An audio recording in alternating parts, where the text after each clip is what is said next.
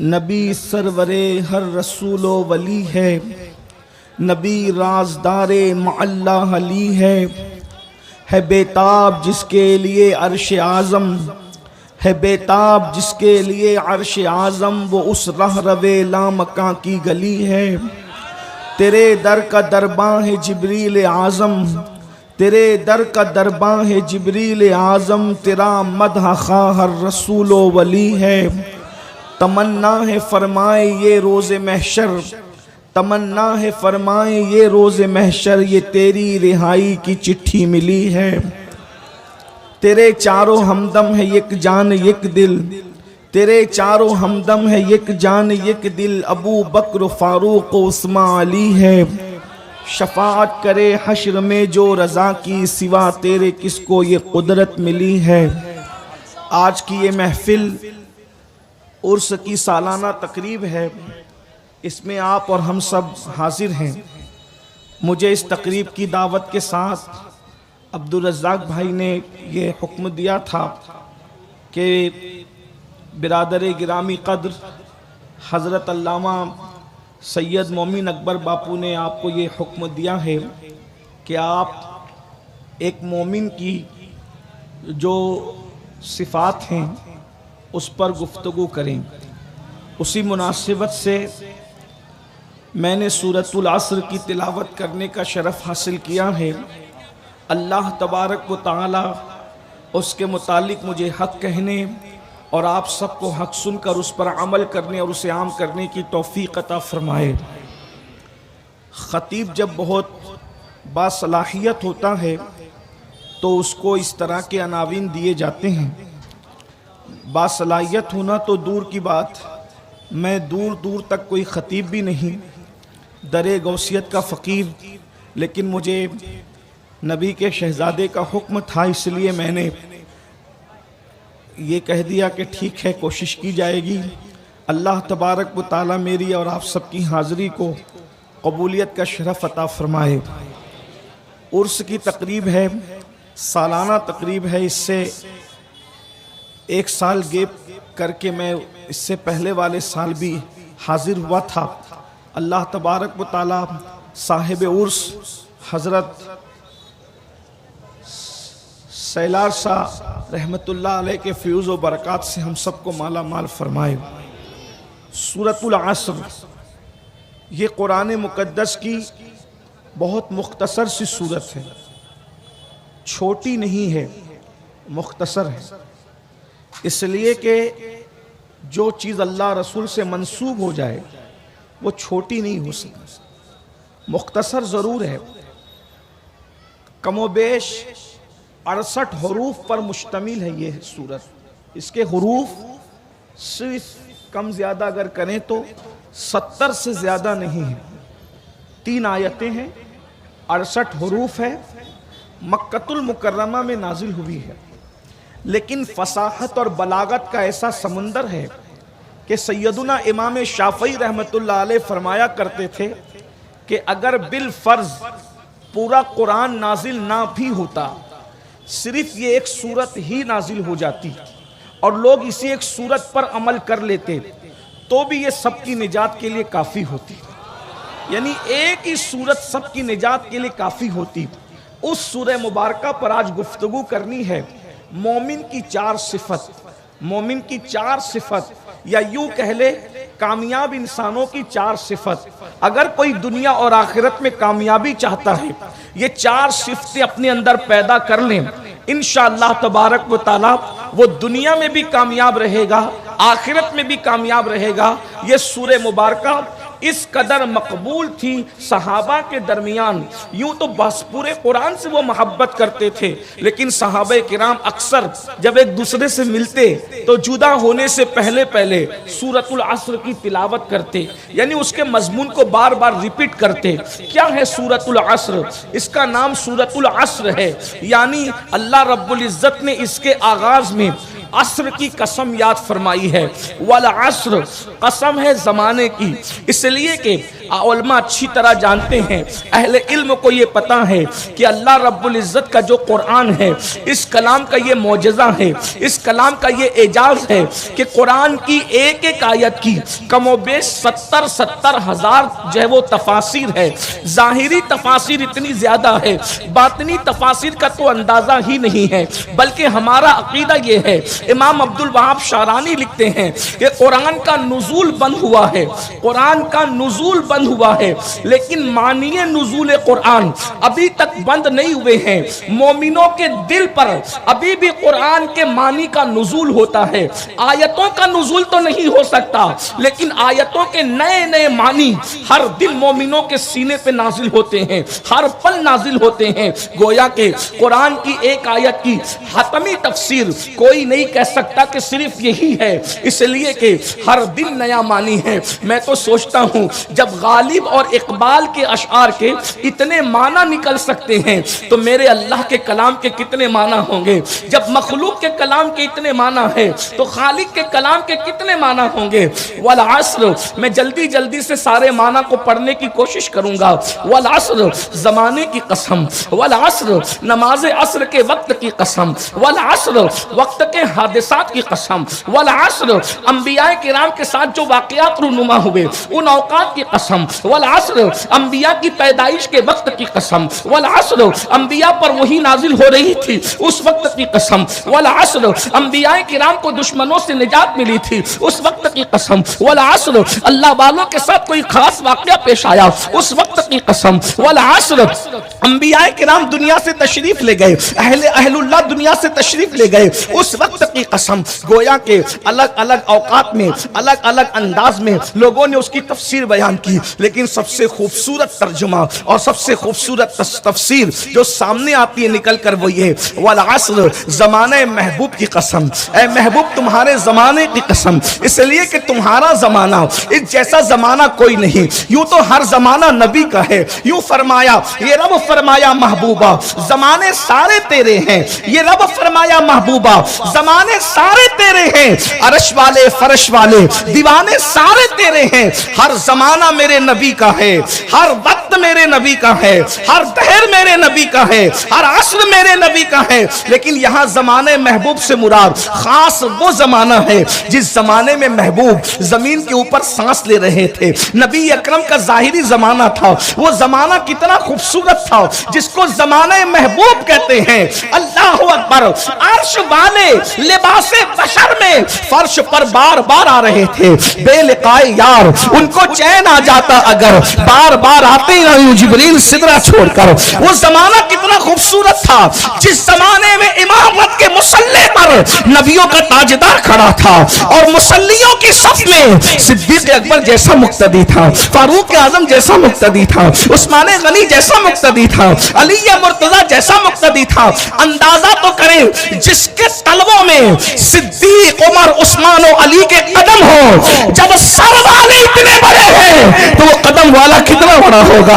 अल्लाह अकबर। अंदाजा तो फरमाए ज़माने महबूब की कसम, कौन सा ज़माना जिसमें जिब्रील ज़मीन पर आता है, कौन सा ज़माना जिसमें मिकाईल ज़मीन पर आता है, कौन सा ज़माना जिसमें कुरान ज़मीन पर आता है, खुदा का कलाम ज़मीन पर आता है, कौन सा ज़माना। अल्लाह अकबर। अब आदमी कुछ और हमारी नजर में है, जब से सुना है यार लिबासे बशर में है, नुज़ूले कुरान का ज़माना, सहाबा का ज़माना, खैरुल कुरून, ज़माने महबूब की कसम। अल्लाह रब्बुल इज़्ज़त ने महबूब की जान की कसम उठाई, पूरी कायनात में अल्लाह ने किसी की जान की कसम नहीं उठाई। लअमरुक कैफ़ फरमा करके महबूब की जान की कसम उठाई, अल्लाह से बेहाज़ल बलद कहकर नबी के खाके पाक की कसम उठाई। अल्लाह अकबर। या अय्युल मुज़म्मिल कहकर नबी के चादर में इस्तिराहत करने की कसम याद फरमाई। या अय्युल मुद्दस्सिर कहकर नबी के कंबल ओढ़ने की कसम याद फरमाई। ला वत्तुहा कहकर नबी के चेहरे पर जिससे जो जुल्फे सवर जाती है उसकी कसम याद फरमाई।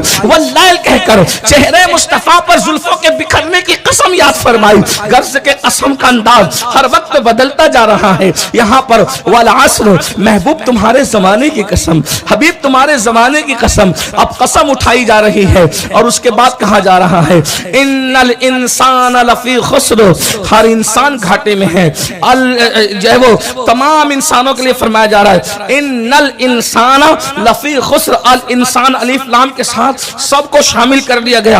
ओके, सब खसारे में है, सब घाटे में है, सब घाटे में है, सब खसारे में है। वो इंसान जो अपनी इंसानियत पे नाश करता है, वो इंसान जो अपने आप को बहुत बुलंद समझता है, वो इंसान जो अपने आप को बहुत आला समझता है, वो इंसान जो मस्जूद मलाइका है, वो इंसान जिसको अपने हाथों से पैदा किया, वो इंसान जो हवाओं में परवास करता है, वो इंसान जो जमीन का सीना चीर करके पौधे निकालता है, वो इंसान जो पहाड़ों को पीस करके रख करके रास्ते बनाता है, वो इंसान जो लोहे पे मेहनत करके लोहे को उड़ा देता है, वो इंसान अल्लाह अकबर जो अशरफुल मखलूकात है, वो इंसान जो कायनात में सबसे अफजल है। इन्नल इंसान लफी खुस्र, सारे इंसान घाटे में है, सब घाटे में है, कोई नफे में नहीं है, सब घाटे में है। अल्लाह सब घाटे में है। अल्लाह अगर पता चला घमंड करने वालों, दौलत कमा लो फिर भी घाटे में हो, माल कमा लो फिर भी घाटे में हो, इज्जत कमा लो फिर भी घाटे में हो, बच्चे तुम्हारे फिर भी घाटे में हो, दुनिया इज्जत कर रही फिर भी घाटे में हो। वजह देख लीजिए, सदियों तक हुकूमत करने वाला फिरौन कैसे घाटे में था, अल्लाह ने उसको दरिया में गर्क कर दिया। वो नमरूद जिसने सैकड़ों साल हुकूमत की, भाई तुम तो चंद साल तक फैक्ट्री के मालिक नहीं रहोगे, वो सैकड़ों साल बादशाह था, लंगड़े मच्छर से उसको हलाक कर दिया मेरे अल्लाह ने। कैसे घाटे में है। अबू जहल को काट करके कुएं में फेंक दिया गया, फेंकने वालों ने फेंक दिया, वो कैफरे किरदार तक पहुंच गया, वो सरदार कहलाता था अरब का। अल्लाह अकबर कैसे घाटे में है। अबू लहब को दफन करने के लिए उसके बेटे तक आगे ना आए, मरने के बाद लाश में इतनी बदबू आ रही थी कि हबशी गुलामों को लगा करके उसको जो है वो दफन करवाया गया। इंसान कितने घाटे में है। कब तक गुरूर करेगा इंसान तू, इंसान कब तक तू घमंड करेगा। फरमाया गया हर इंसान घाटे में है, इंसानों सब घाटे में है। लेकिन अब आगे कहा जा रहा है इल्ला, मगर अब जब इल्ला आता है तो यहां से फिर कुछ लोगों को खारिज कर दिया जाता है। तमाम इंसान घाटे में है।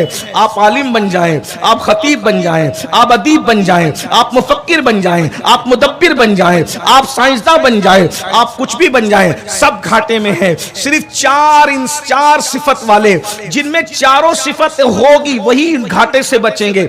चार में से एक भी अगर नहीं होगी तो भी आप घाटे ही में रहेंगे। अल्लाह अकबर, चार सिफतें होना जरूरी है।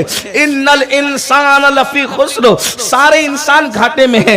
इल्लल्लदीना आमनू, पहली सिफत, मगर वो घाटे में नहीं है जो ईमान लाए। पहली सिफत ईमान, जो ईमान लाए वो घाटे में नहीं है। अल्लाह अकबर, इल्लल्लदीना आमनू, इल्ला, मगर जो ईमान लाए वो घाटे में नहीं है। अब आइए जरा पहले बात करते ईमान पर। आप भी कहेंगे हम भी तो ईमान लाए हैं। अल्लाह अकबर, सबसे पहले ये बता दूं ईमान कैसे कबूल होगा, ईमान किसका कबूल होगा, ईमान किस तरह का कबूल होगा। इसलिए कि पूरी दुनिया में 250 अरब लोग, यानी 250 करोड़ लोग पूरी दुनिया में इस वक्त कलेमा पढ़ते हैं। कौन मोमिन है कौन काफिर है ये फैसला मैं नहीं करता, इसलिए कि हम तो सूफिया के गुलाम हैं। मैं ये नहीं कहूंगा अब्दुल्ला मोमिन है, अब्दुल रहमान काफिर है, अब्दुल मुक्तदिर मुनाफिक है, क्योंकि मैं दिल के हालात नहीं जानता।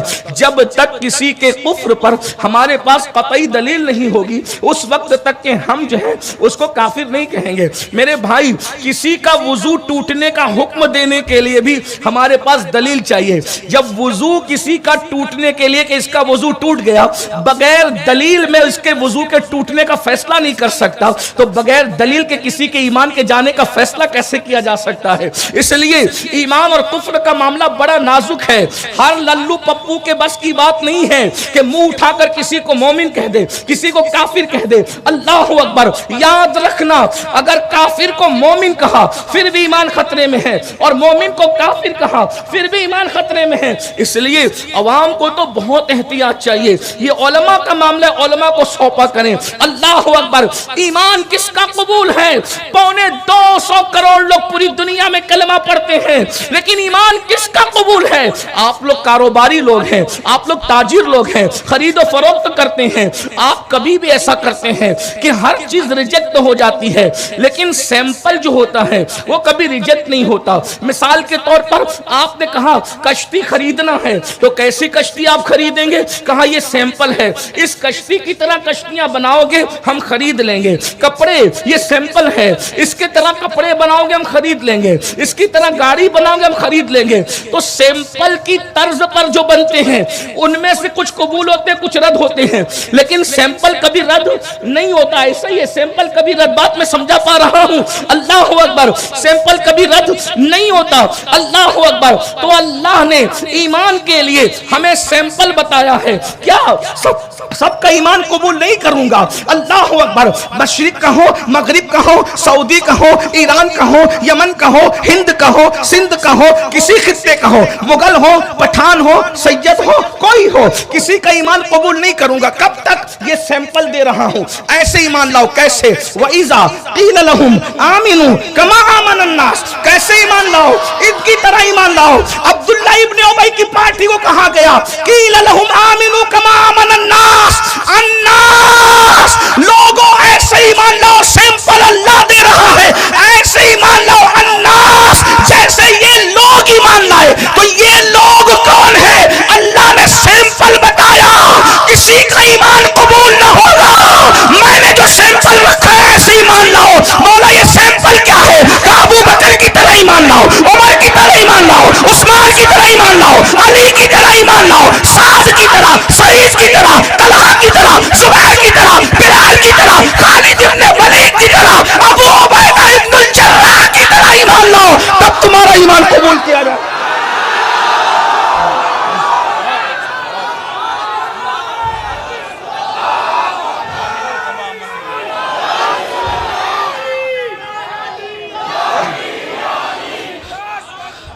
लोग काफिर बनाने के लिए इब्ने असीर और इब्ने कसीर का हवाला लेते हैं। मैंने कहा इतने पीछे का हवाला नहीं, हम तो अभी किताबुल्लाह की तरफ आ रहे हैं। हमने अभी मुल्ला की कब मानना, अभी तो हम अल्लाह की बात कर रहे हैं। क्या कभी आपने देखा कि सैंपल भी रद्द हुआ है? अरे तुम्हारा दिया हुआ सैंपल रद्द नहीं होता, उसके मुताबिक चीजें बनती है तो कबूल होती। तो अल्लाह ने ईमान के लिए सैंपल किसको कहा? अबू बकर सिद्दीक को, जिसको अल्लाह सैंपल के तौर पे दे। और अब कोई कहे नहीं नहीं हम इस सैंपल को नहीं मानते, तो फिर ऑर्डर देने वाला कहेगा फिर हम तुझे ऑर्डर भी नहीं देते, हम तुझसे कुछ खरीदते भी नहीं ना, हम तुझसे कुछ खरीदते भी नहीं। अल्लाह ने कहा ईमान उसी का कबूल है जो अन्नास। कुरान पढ़ रहे हो भाई? अभी तो लोग बहुत नीचे की किताबों पे बातें करते हैं। इतने नीचे ना हो, पहले अल्लाह की किताब है, बाकी सब किताबें देखेंगे, पहले अल्लाह की किताब। अन्नास उठा के देखो ना, सबकी किताबें, नासबियों की भी देखो, खर्जियों की भी देखो, राफजियों की भी देखो, सुन्नियों की भी देखो। अन्नास से कौन मुराद है?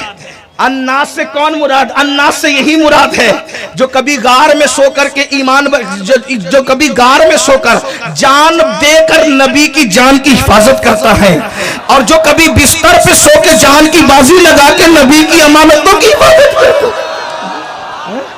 अन्नास अबू बकर की तरह ईमान लाओ, उमर की तरह ईमान लाओ, उस्मान की तरह ईमान लाओ, अली की तरह ईमान लाओ, साद की तरह, सईद की तरह, तलहा की तरह, जुबैर की तरह, अबू उबैदा की तरह, बिलाल की तरह, अबू हुरैरा की तरह, ऐसे ईमान लाओ। अब बताओ, जिसको अल्लाह ने सैंपल बताया, लोग कहते हैं हम उन्हीं को मोमिन नहीं मानते। वाह भाई, आप तो इसका मतलब ये अल्लाह तो कह रहा है जो ऐसे ईमान लाएगा अबू बकर की तरह, उसी का ईमान कबूल करूंगा, और उन्हीं को आप ईमान वाला नहीं मानते। तो इसका मतलब मेरे दो जुमले सुन लें। भावनगर और गिरद नवाज से आने वालों, बुरा लगता है 1000 बार बुरा मना लेना, और घरों में बैठकर जो छुप के सुन रहे उनसे भी गुजारिश है, अगर मरकर अल्लाह को मुंह दिखाना है तो जरा तवज्जो कर ले। अगर अबू बकर, उमर, उस्मान और अली मोमिन नहीं है, तो फिर आज कायनात के अंदर कोई भी मोमिन नहीं हो सकता। फिर आप कुछ और है, फिर आप कुछ और है। मोमिन तो सिर्फ वही है जो इनकी तरह ईमान लाए। वरना रसूलुल्लाह के पीछे नमाज पढ़ने वाले अब्दुल्ला इब्न उबई से कहा तेरा कलमा कबूल नहीं करूंगा जब तक अबू बकर की तरह ईमान न लाए। रसूलुल्लाह के दौर के मुसलमानों को कहा, जो अपने आप को मुसलमान समझ रहे थे, अल्लाह ने मैं नहीं कबूल करूंगा, इनकी तरह लाओ। और उनके ईमान कैसे थे? वक्त मुख्तसर है वरना इसी पर पूरी बात पूरी होती। ईमान किसे कहते हैं, ये उम्रान इतना बड़ा है। ये कैसे मोमिन थे, ये ऐसे मोमिन थे जिन्होंने कुरान को अपनी आंखों से उतरते देखा था। ये ऐसे मोमिन थे जिन्होंने जिब्रील अमीन को नबी की गली में आते जाते देखा था। ये ऐसे मोमिन थे, अल्लाह अकबर, कि इन लोगों ने सबको छोड़ दिया था रसूलुल्लाह के लिए। जरा गौर कीजिए, मैं उन्वान मेरा वो नहीं है लेकिन मैं जल्दी जल्दी से इस तरफ आ रहा हूं, जरा गौर कीजिए, तवज्जो फरमाइएगा। मेरे आका सल्लल्लाहु अलैहि वसल्लम फारूक किस तरह के मोमिन थे, सिद्दीक और फारूक उस्मान अली किस तरह के मोमिन थे। आज तो लोगों को थोड़ी सी धमकी दे दी जाए, जान पर आ जाती है तो ईमान से हाथ धो बैठते हैं, नींद का शौक आता है तो नमाज छोड़ बैठते हैं, 200 रुपये की लालच में अल्लाह की झूठी कसम खा लेते हैं। लेकिन सिद्दीक, फारूक, उस्मान, अली, हैदर कर्रार, बिलाल, साद, सईद, तलहा, जुबैर कैसे मोमिन थे। लोग अल्लाह रसूल की मोहब्बत में बिस्तर छोड़ के मस्जिद नहीं जाते, ये ऐसे मोमिन थे। अल्लाह ने कह दिया काबा छोड़ दो, तवज्जो करें, अल्लाह ने कह दिया काबा छोड़ दो, नबी ने काबे की तरफ पीठ किया, सारे सहाबा काबा छोड़कर मदीने शरीफ की तरफ चले गए और बताया हमें काबे से क्या काम, हम तो महबूब का नक्शे कफे पा तलाश करते हैं। और लोगों को बता दिया जमजम की अहमियत अपनी जगह, काबे की अहमियत अपनी जगह, सफा मरवा की अहमियत अपनी जगह, लेकिन हम सबसे ज्यादा अहमियत जिसको देते हैं वो अपने महबूब के नक्शे कदम को अहमियत देते हैं। अंदाजा तो फरमाइए ऐसे मोमिन थे, कैसे मोमिन थे। आज अल्लाह अकबर, लोगों का क्या ईमान है। अगर कोई कह दे, यूट्यूब का नाबालिग मुहक्किक बैठ करके कह दे कि नबी को गैब नहीं था, तो फिर आप उसके साथ भी ढोल पीटते हो। हाँ हाँ, क्या दलील दी है साहब ने कि नबी को गैब नहीं था, क्योंकि नबी को तो माज़अल्लाह अपनी बीवी के हार की भी खबर नहीं थी, आप उसी के साथ ढोल पीटने लगते हो। फिर कोई कहता नहीं नहीं गैब की खबर नबी को थी, ये दलील ये दलील ये दलील कहाँ थी। तो कब तक इस तरह ढुलमुल बनते रहोगे। आओ, सिद्दीक अकबर का मजहब क्या था, सिद्दीक अकबर का मसलक क्या था। वो रावी को नहीं देखा करते थे। मक्के का सबसे बड़ा गुंडा रावी बनकर सिद्दीक के पास आता है। मशहूर रिवायत, सीधी शगरा दे के आगे बढ़ना है ताकि ईमान की अहमियत पता चले। और आकर कहता है, अगर कोई ये बात कहता है अल्लाह अकबर कि मैं रात के मुख्तसर से हिस्से में मस्जिद हराम से अक्सा गया, वापस आया, जंजीर हिल रही थी, बिस्तर गर्म था, क्या बात मानी जाएगी। सिद्दीक अकबर ने ये नहीं कहा कि नहीं मानी जाएगी, इसलिए कि सिद्दीक अकबर जानते हैं कि ये दौर हर दौर की तरह नहीं है, ये जमाना हर जमाने की तरह नहीं है। इस दौर में अल्लाह का महबूब जमीन के ऊपर सांस ले रहा है। इसलिए सिद्दीक ने कहा, अबू जहल पहले ये बता कि इतनी बड़ी बात कही किसने, तो कहा वही तुम्हारे साहब कहते हैं। तब सिद्दीक अकबर ने ये नहीं तहकीक की कि कहा कि नहीं कहा, इश्क सिद्दीक ने कहा, अबू जहल अगर मेरा यार कहता है तो ये बात बहुत छोटी है, इससे बड़ी कहेगा तो भी मानने के लिए मैं तैयार रहूंगा। ये ईमान था उन लोगों का। अल्लाह ने कहा ऐसे ईमान लाओ। यहां तो ईमान इतना कमजोर हो गया है, ईमान, आप तो गोश्त, मछली और अंडा और टोपी और दाढ़ी तक के महदूद हो गए लोग, कुर्ते पैजामे में भी अटके हुए हैं। भाई ईमान किधर है, ईमान किधर है। अगर ईमान मजबूत होता तो मुसलमान ये ना कहता कि मौलाना झूठ बोले बगैर कारोबार नहीं चलता। ये मोमिन की बोली थोड़ी है, ये तो मुनाफिकों की बोली है। इसलिए कि अल्लाह ने जिसको हराम करार दिया है उसके बगैर तो सब कुछ चलना है। आपसे पूछना चाहता हूं, डॉक्टर कह दे कि इसके बगैर काम चल जाएगा तो काम चला लेते, और अल्लाह कह दे कि इसके बगैर काम चलाओ तो कहते कि काम नहीं चलता। तो मोमिन हो के माज़अल्लाह मुनाफिक हो। मैं आपको गाली देने नहीं आया, लेकिन मैं तो यही कहता हूं ना कि अल्लाह फरमाता इनकी तरह ईमान लाओ। कैसे?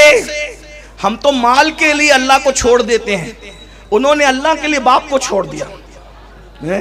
ईमान इस तरह का था ना, हजरत फारूक आजम ने आस्तीनें चढ़ाई बद्र में, कहा हुजूर वो जो सामने खड़ा है ना वो मेरा मामू है, हुजूर मुझे इजाजत है उसकी गर्दन उड़ा दूं ताकि लोगों को पता चल जाए हमारे यहाँ खून के रिश्तों की अहमियत नहीं है, हमारे यहाँ तो नबी की अकीदतों की अहमियत है।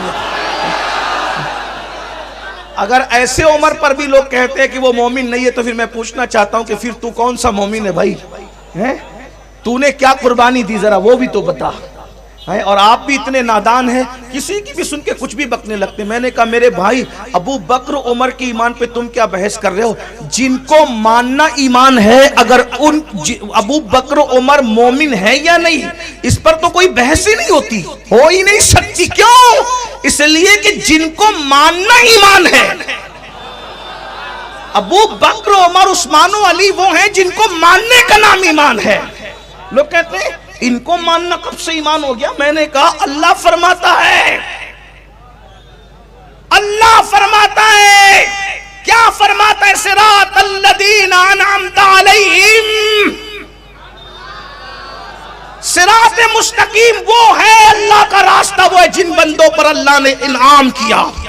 तो किन पे इनाम किया? अनअम अल्लाहु अलैहिम मिनन नबिय्यीन, जिन पर इनाम किया वो नबीयीन है। इस पर मामला खत्म नहीं किया, फिर मैं सिद्दीकीन। अल्लाह का रास्ता सिर्फ नबियों के रास्ते पे चलने का नाम नहीं है, साथ में अल्लाह ने नबियों के साथ सिद्दीकीन को भी शामिल किया। सिद्दीकीन व शुहदा, शहीद लोग, व सालिहीन, और अल्लाह के औलिया। चार लोगों के रास्ते पे चलने का नाम है सिराते मुस्तकीम। तो ये जो सिद्दीकीन जितने भी दुनिया में हुए ना, सिद्दीकीन आदम अलैहिस्सलाम के जमाने से लेके इमाम महदी के जमाने तक जितने सिद्दीकीन हैं, वो सारे सिद्दीकीन के सरदार को अबू बकर सिद्दीक कहते हैं।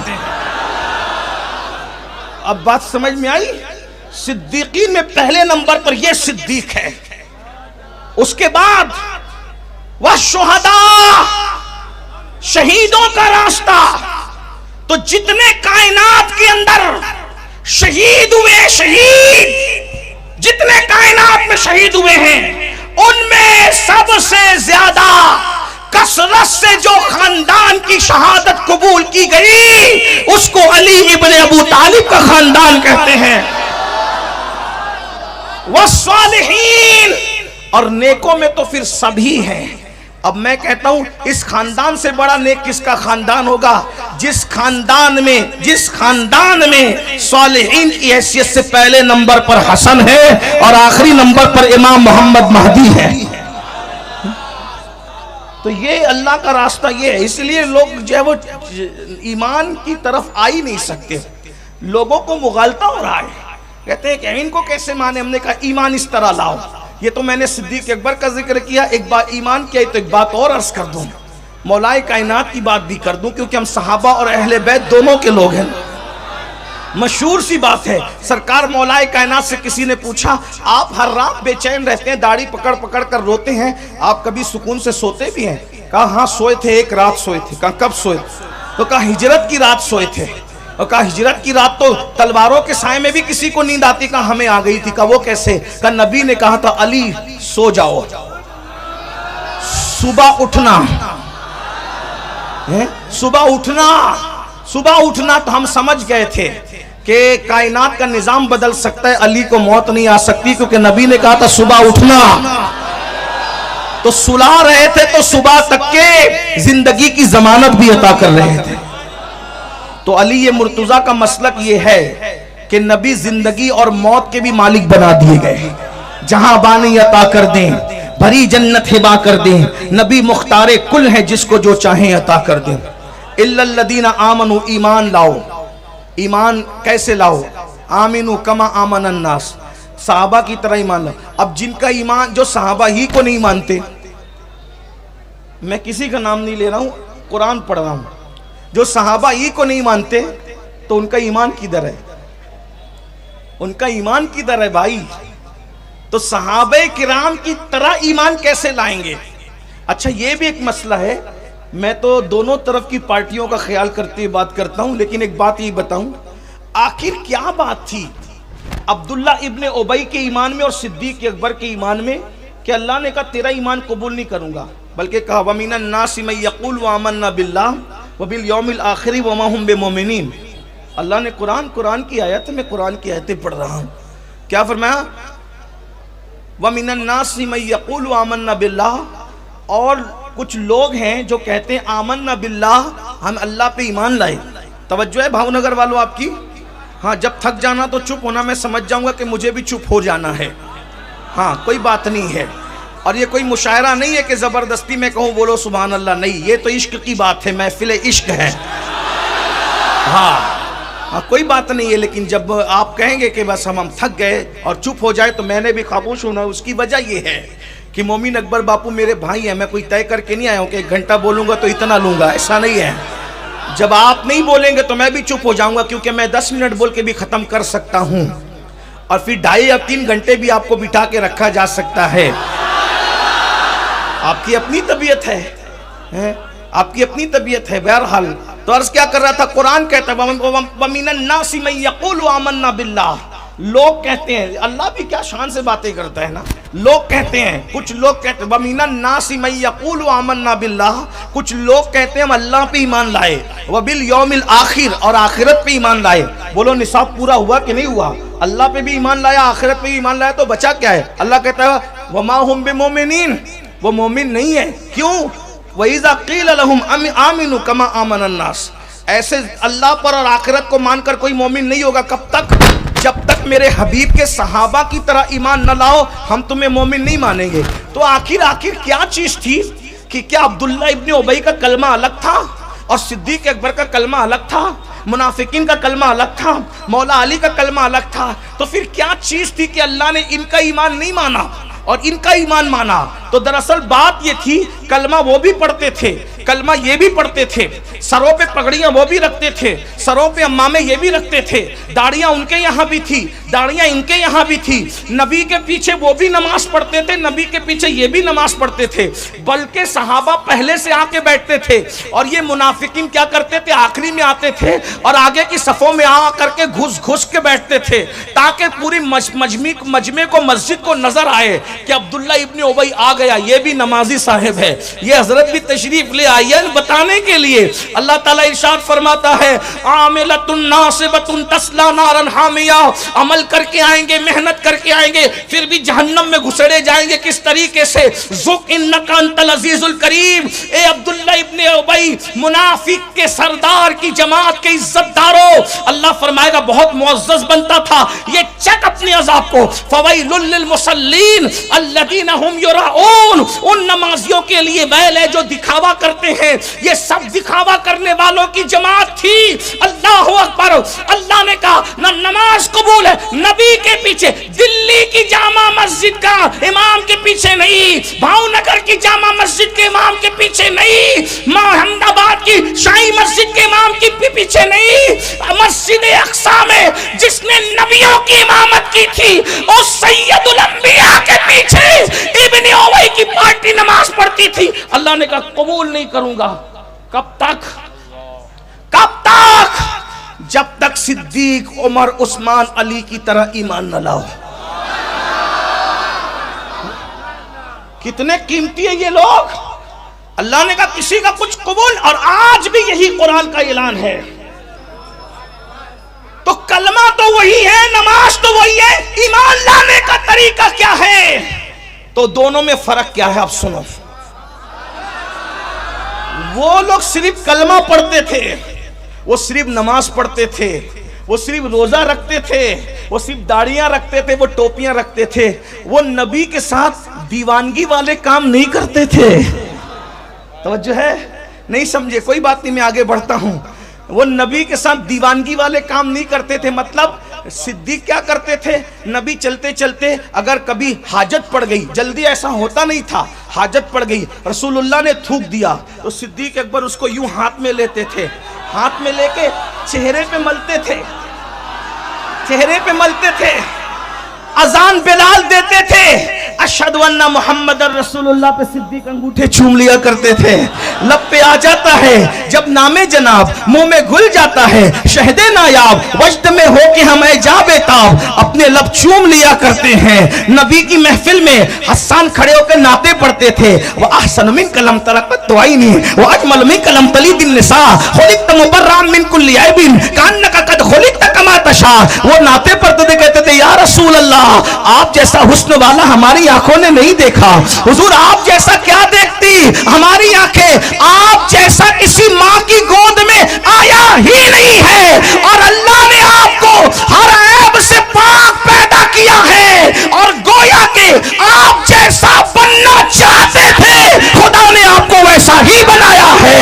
14वीं सदी में हस्सानुल हिंद उसकी तर्जुमानी यूं करता है, वो कमाले हुस्ने हुजूर है कि गुमाने नक्श जहां नहीं, यही फूल खार से दूर है, यही शम्मा है कि धुआं नहीं। मैं निसार तेरे कलाम पर मिली यूं तो किसको ज़बान नहीं। वो सुखन है जिसमें सुखन न हो, वो बयां है जिसका बयां नहीं। फसा अरब के बड़े बड़े तेरे आगे यूं दबे लचे, कोई जाने मुंह में ज़बान नहीं बल्कि जिस्म में जान नहीं। सरताबा कदम है तने सुल्ताने ज़मन फूल, लब फूल दहन फूल सकन फूल बदन फूल। वल्लाह जो मिल जाए मेरे गुल का पसीना, मांगे न कभी इत्र न फिर चाहे दुल्हन फूल। दंदानो लबो जुल्फरों के शाह के फिदाई, दंदानो लबो जुल्फरों के शाह के फिदाई है। दुर्रे अदन लाले यमन मुश्क खुसन फूल, दिल अपना भी शैदाई है उस नाखुने पाका, इतना भी महे नो पे नाए चर के कोहन फूल। और क्या बात रजा उस चमनिस्तान करम की, सारा गली जिसमें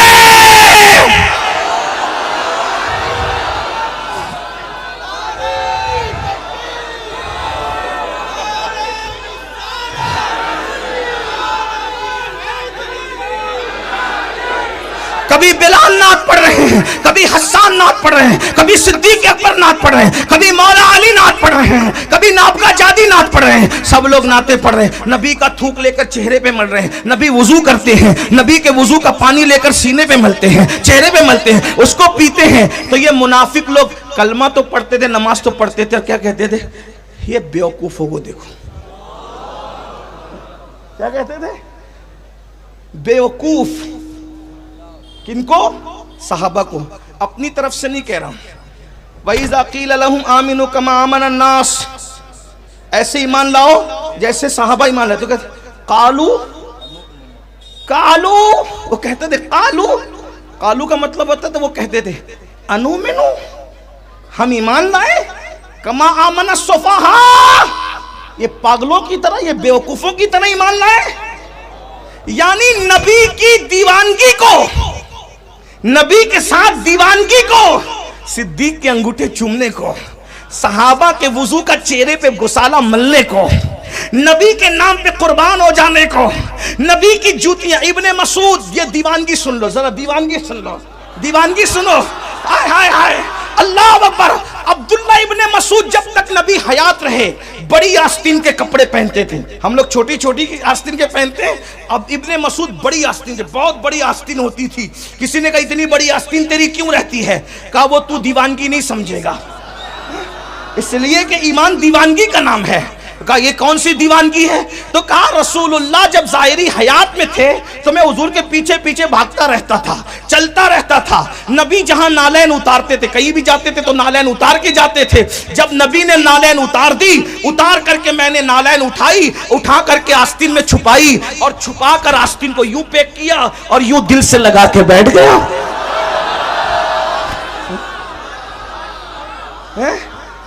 इब्ने उबई कहता था ये बेवकूफ, ये बेवकूफ, ये बेवकूफों की तरह। नालैन भी कोई सीने से लगाई जाती है, और नालैन तो चौखट के बाहर रखी जाती है, लेकिन उसको नहीं पता था वो औरों की नालैन है जो चौखट के बाहर रखी जाती है। ये मुस्तफा जान रहमत की नालैन है जो जन्नत के अंदर भी चली जाती है, जो रखने, जो सर पे रखने को मिल जाए नाले पाके हुजूर, तो फिर कहेंगे कि हाँ ताजदार। इब्ने मसूद से किसी ने पूछा, ए अब्दुल्ला इब्ने मसूद, रसूलुल्लाह ने तेरे बारे में कहा कि मेरी उम्मत का उस्ताद अब्दुल्ला इब्ने मसूद है। हाँ, इस पर सुन्नियों को कहना चाहिए, देखो कि ये बात बहुत बड़ी है। ये आगे वाले लोग ये एक्टिव रहते हैं, पीछे वाले समझते हैं हम वीआईपी है। नबी की महफिल में सब वीआईपी है। हाँ, और जो दीवानगी करता है वो बड़ा वीआईपी है, इसलिए कि अल्लाह को सूखे रूखे कलमे की हाजत नहीं है, वहां तो नबी की दीवानगी देखी जाती है। वरना इब्ने उबई के बेटे को कहा गया कि तेरा नहीं कबूल करेंगे, कलमा कबूल नहीं करेंगे, नबी के पीछे भी नमाजें तेरी कबूल नहीं करेंगे, और नबी का जुब्बा पहनकर भी तू कब्र में जाएगा तो भी तेरी पिटाई करेंगे, जुब्बा नहीं देखेंगे तेरी पिटाई करेंगे। क्यों? क्योंकि जब तेरा कलमा नहीं कबूल किया तो नबी का जुब्बा पहन करके तू जो मक्कारी करते हुए आया तो अल्लाह तो फिर जुब्बा उतार ही लेगा ना। जो कफन छीनने पे कादिर है, हाँ, जो शक्ल छीनने पे कादिर है। हुजूर फरमाते मेरा जुब्बा इब्ने उबई को काम नहीं आएगा। क्यों? क्योंकि वो तो दीवानगी, जिसके जुब्बा पहनता है उसकी दीवानगी तो करना भाई पहले तो दीवान। इब्ने मसूद को आका ने कहा मेरी उम्मत का मौल्लिमुल उम्मा अब्दुल्ला इब्ने मसूद है। तो लोगों ने पूछा इब्ने मसूद तू इतना बड़ा अल्लामा कैसे बन गया, इतना बड़ा आलिम कैसे बने हैं? अल्लामा कैसे बनते भाई? पूछे इन अल्लामा लोग से क्या क्या पढ़ा। कुदूरी पढ़ा, शरह वकाया पढ़ा, नूरुल इज़ा पढ़ा, सिराजी पढ़ा, मुस्लिम पढ़ा, बुखारी पढ़ा, तिरमिजी पढ़ा, जलालैन पढ़ा, कमालैन पढ़ा, ये सब पढ़ा कि नहीं पढ़ा? उसके बाद मिनाजुल अरबिया से शुरू किया, बुखारी तक पढ़ा, फिर जाकर बना अल्लामा, है ना? और तू ये पढ़ के अल्लामा बना। लेकिन इब्ने मसूद को हुजूर ने मौल्लिमुल उम्मा कहा। वो कौन सी बुखारी पढ़े भाई? बुखारी तो उनका सदका है? नूरुल इज़ा वाला तो उनका गुलाम है? कुदूरी तो उनका कफ्श बरदार है ना? राजी तो उनका खोशा चीन है। तो इब्ने मसूद से किसी ने पूछा इब्ने मसूद तू उम्मत का मौल्लिम उस्ताद कैसे बन गया, क्या हुआ? इब्ने मसूद कहते हैं मैं नबी की नालैन को आस्तीन में छुपाता और छुपाकर सीने से लगा करके बैठा रहता। नबी की नालैन सीने पे रख रख के अल्लाह ने मुझे इतना बड़ा आलिम बना दिया। जिसकी नालैन इतना बड़ा अल्लामा बनाती है उसके सीने का आलम क्या होगा, सीरे आलम नशरा का आलम। तो ये सब अच्छा छुपा के बैठने की जरूरत क्या थी? इसका मतलब ये था कि अगर कोई देख लेगा तो छीन जरूर लेगा, क्योंकि उसका भी अकीदा वही था, इसलिए छुपा के बैठते थे ना, हाँ, कि कोई देख ना पाए। ये दीवानगी थी। इनको क्या कहते थे? आमिनू कालू अनुमिनू अनुमिनू कमा आमन सुफहा। इन बेवकूफों की माज़अल्लाह, मैं उनका जुमला अल्लाह ने नकल किया, मैं सिर्फ समझाने के लिए कह रहा हूँ, वरना हम क्या कहेंगे? कुरान पढ़ने के लिए तो मुझे बताना हो। सफ़ी कहते हैं, सफ़ी बेवकूफ़ को, सुफहा जमा है ना? लोग उलमा बैठे में जानते हैं। हाँ, सुफहा जमा है। इन बेवकूफ़ों की तरह ईमान लाए। अब नबी के वुजू के पानी को मलने के लिए, नबी के अंगूठे चूमने के लिए, नबी की दीवानगी करने के लिए, और नबी से बातें करते थे तो पहले बातें नहीं करते थे, क्या कहते थे? फिदा का उम्मी वाबी या रसूल अल्लाह, आप पर हमारे माँ बाप कुर्बान हो जाएं। तो ये मजाक उड़ाते हैं कि ये बेवकूफ लोग अपने माँ बाप इन पे कुर्बान करते हैं, कहते हैं अपने माँ बाप इन पे कुर्बान। नबी ये पाक की महफिल में जाते तो मुंह में पत्थर रख के जाते, आवाज ऊंची न होगा, देखो इनको अपनी तरह बशर है और इनका इतना अदब करते हैं। आ गई ना वही बोली, आ गई ना वही बोली। कलमा था, दीवानगी नहीं थी। अकल के तराजू पे नबी को तोड़ रहे थे। अल्लाह ने कहा इनकी तरह ईमान लाओ,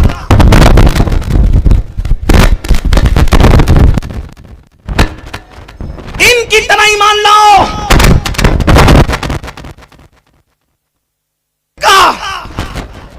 अनुमिनु कमा आमन सुफहा। तवज्जो मेरी तरफ रखे, माए की तरफ नहीं रखे। इन बेवकूफों की तरह। अब अल्लाह ने जवाब दिया, सहाबा के मुतालिक अल्लाह ने जवाब दिया, अला इन्नहुम।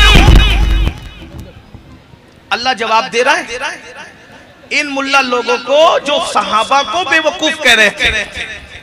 अल्लाह जवाब दे रहे, अला इन्नहुम हुमुस सुफहा वलाकिन ला यालमून। और ये बेवकूफ नहीं है जो मेरे नबी के पीछे दीवानगी करते फिरते, ये बेवकूफ, ये बड़े होशियार है, क्योंकि इनको पता है कि अल्लाह उसी को कबूल करता है जो नबी की दीवानगी करता है।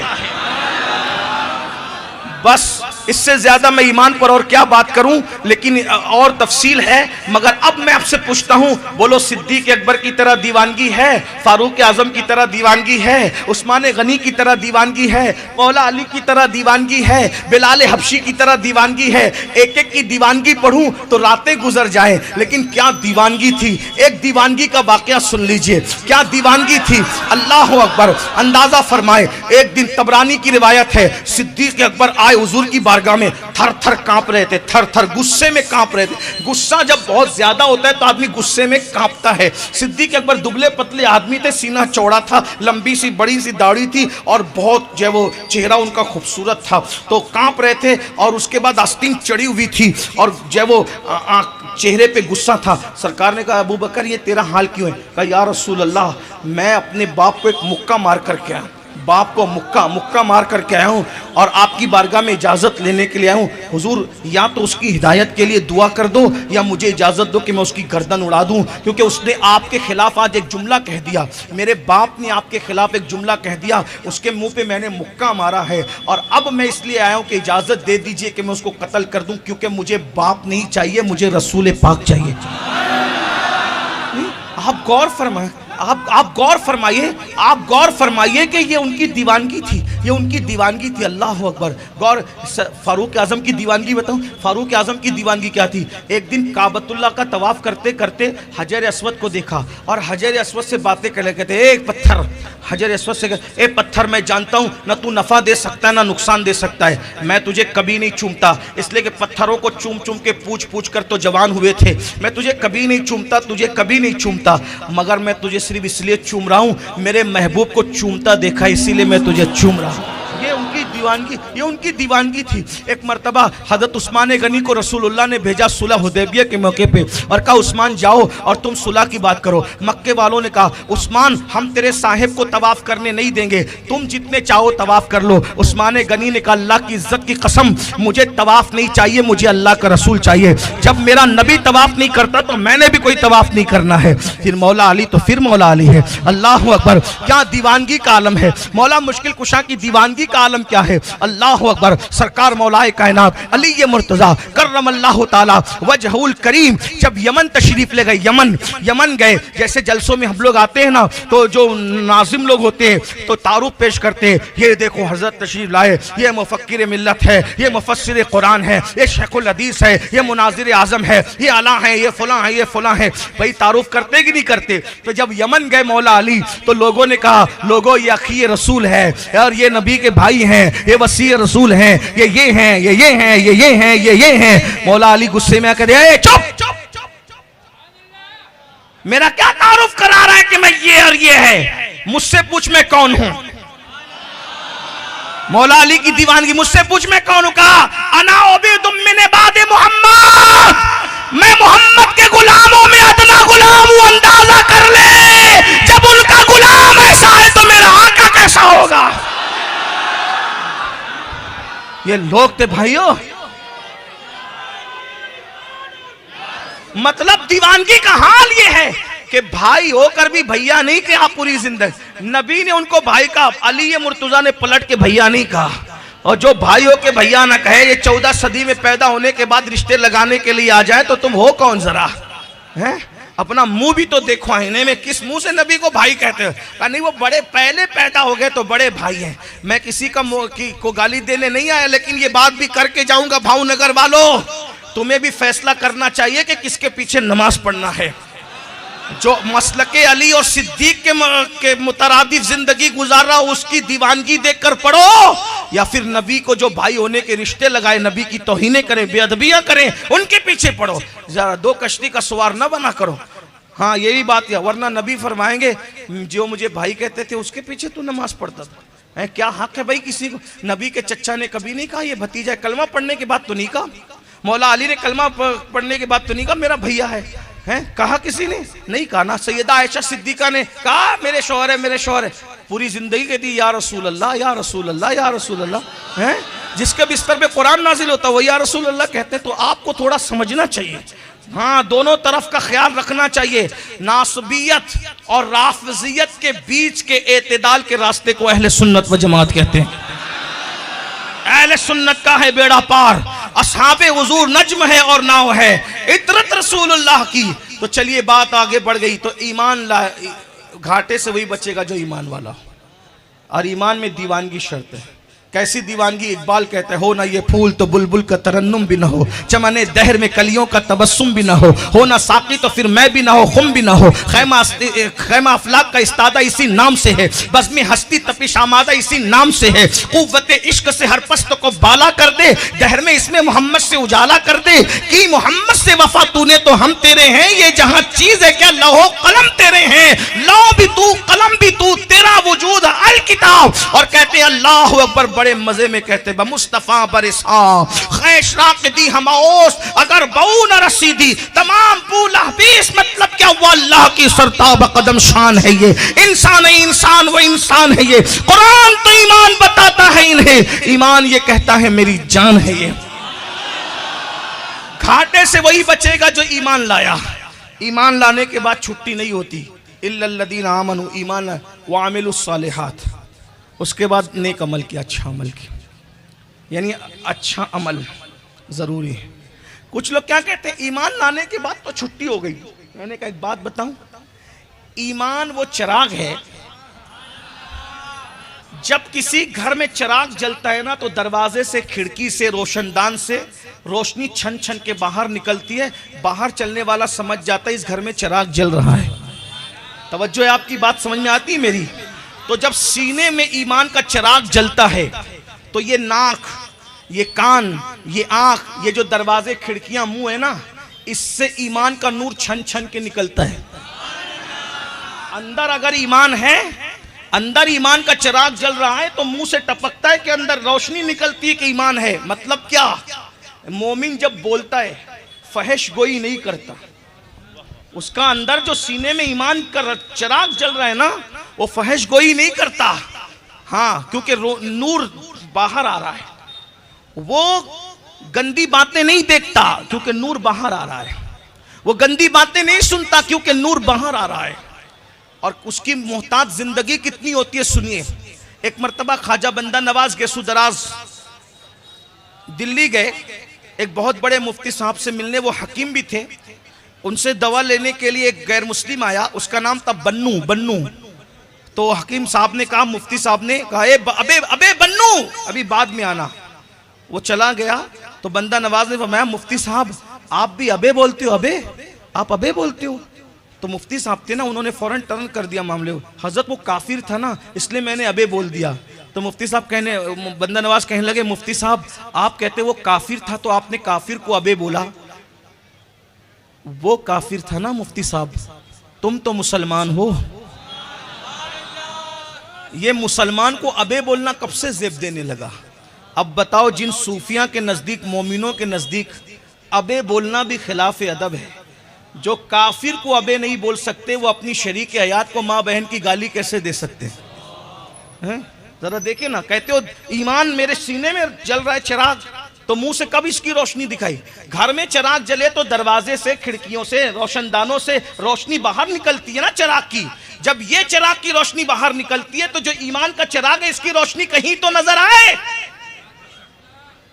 जबान से क्या क्या बकते हो, आग उगलते हो, ये मोमिन की शान नहीं।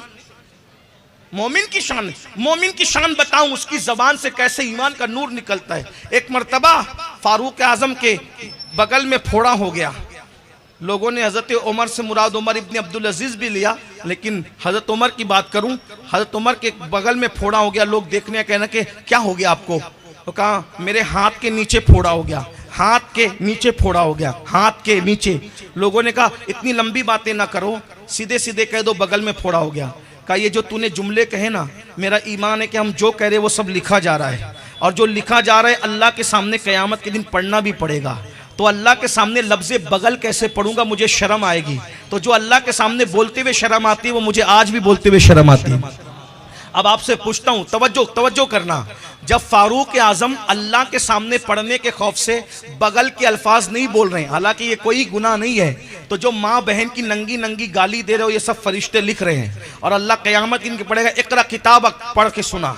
तो ये अम्मा बहन की गालियाँ अल्लाह के सामने पढ़ के सुनाना, फिर सुनाना, हिम्मत है ना सुनाना?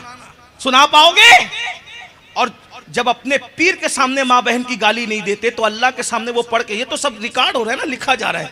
और फिर दोस्तों में बैठ के जो गंदी गंदी बातें करते हो हैं, यही ना, मुझे तो अब बोलते हुए शर्म आती है कि क्या बोलूं, लेकिन नश्तर भाई जब ऑपरेशन करने बैठे हैं तो फिर थोड़ा सा काट पीट तो करनी पड़े। ये जो शहवानी और सेक्सी बातें जो करते हो दोस्तों के दरमियान बैठ के, हैं फुला लड़की से मेरा ऐसा, उसकी भावच से मेरा ऐसा, उसकी साली से ऐसा, ये जो करती है सब लिखा, हंसने की बात नहीं है, ये सब लिखा जा रहा है, ये सब लिखा जा रहा है।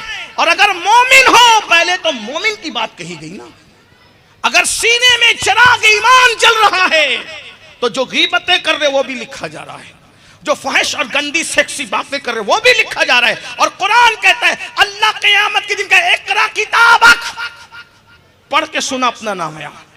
जलसे में एक हफ्ते की अपने दास्तान पढ़ के सुना नहीं सकते इन सादात और उलमा के सामने, अल्लाह के सामने कैसे पढ़ के सुनाओगे पूरी जिंदगी की गंदगी। और कुरान ने कह दिया तो कह दिया, जो कुरान ने कह दिया वो होकर रहेगा। इसलिए आज तौबा कर लो, ईमान दिल में जला है तो उस ईमान का चिराग दिल में जला है, चेहरे पे जाहिर होना चाहिए, कान मोहतात रहे, आंखों से क्या देख रहे हो, गंदी गंदी फिल्में सब रिकॉर्ड हो रहा है अल्लाह के यहाँ। और ये जो कुछ कर रहे हो अल्लाह के बंदो सुन लो, बुजुर्गों ने फरमाया जो औरतों को पाप की नजर से देखते हैं मरते वक्त उनका खात्मा बिल खैर नहीं होता। डर है कि वो मरेंगे तो काफिरों के मरेंगे। जो औरतों को बुरकों में गंदी नजर से देखे, ओढ़ी हुई चादर, औरत अगर चादर ओढ़े हुए उसको गंदी नजर से देखे तो मरते वक्त उसकी जबान पे कलमा नहीं आता। जो औरत को स्क्रीन पे नंगा नाचते हुए देखे और अपने दिल को ठंडक पहुंचाए, फिर वो मोमिन कैसे मरेंगे।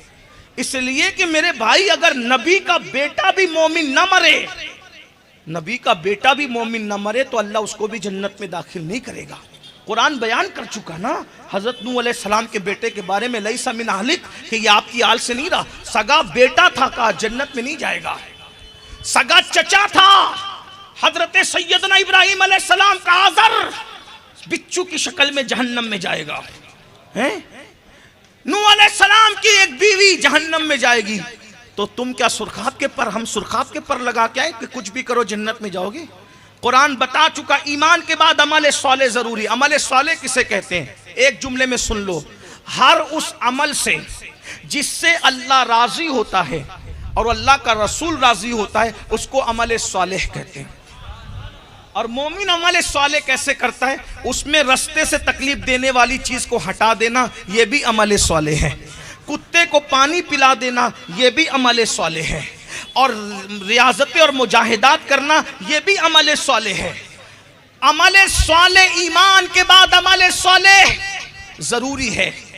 ईमान के बाद अगर अमल साले नहीं है तो तुम्हारे ईमान की हैसियत ऐसी ही है कि दरख्त तो है मगर उसका फल नहीं है। लोग क्या कहते हैं, अरे मोमिन जन्नत में जाएगा ना तो अमल की क्या जरूरत है। मैंने कहा अगर अमल की जरूरत नहीं तो फिर कुरान ने क्या बेजरूरत बात कही है। कुछ तुम्हारे दरमियान ऐसे जाहिल आते हैं ना जो तुम्हें स्टेजों से जन्नत की सनद देकर जाते हैं। मोमिन बापू का चेहरा देखोगे तो जन्नत में जाओगे, अमीनुल कादरी का देखोगे तो चेहरे जन्नत में जाओगे, अल्लामा का देखोगे, सैयद मोहम्मद कादरी का देखोगे तो मैं कहता हूँ जिनके चेहरे दिखा के जन्नत बांट कर फराड कर रहे हो तो क्या इनके भी जन्नत में जाने की कोई गारंटी है तुम्हारे पास। गौसे पाक जैसे लोग रोया करें कि अल्लाह मेरा खात्मा ईमान पे फरमा, और तुम इनको जन्नत की सनद दे रहे हो जो सूद के कारोबार करते हैं। इनको जन्नत की टिकटें दे के जा रहे हो सिर्फ इनकी खुशी के लिए कि दोबारा तुम्हें जलसे में बुलाया जाए, और तुम भी खुश हो रहे हो ना। ऐसे ही मुकर्रिर तो चाहिए जो तुम्हें हथेली पे जन्नत दिखाए।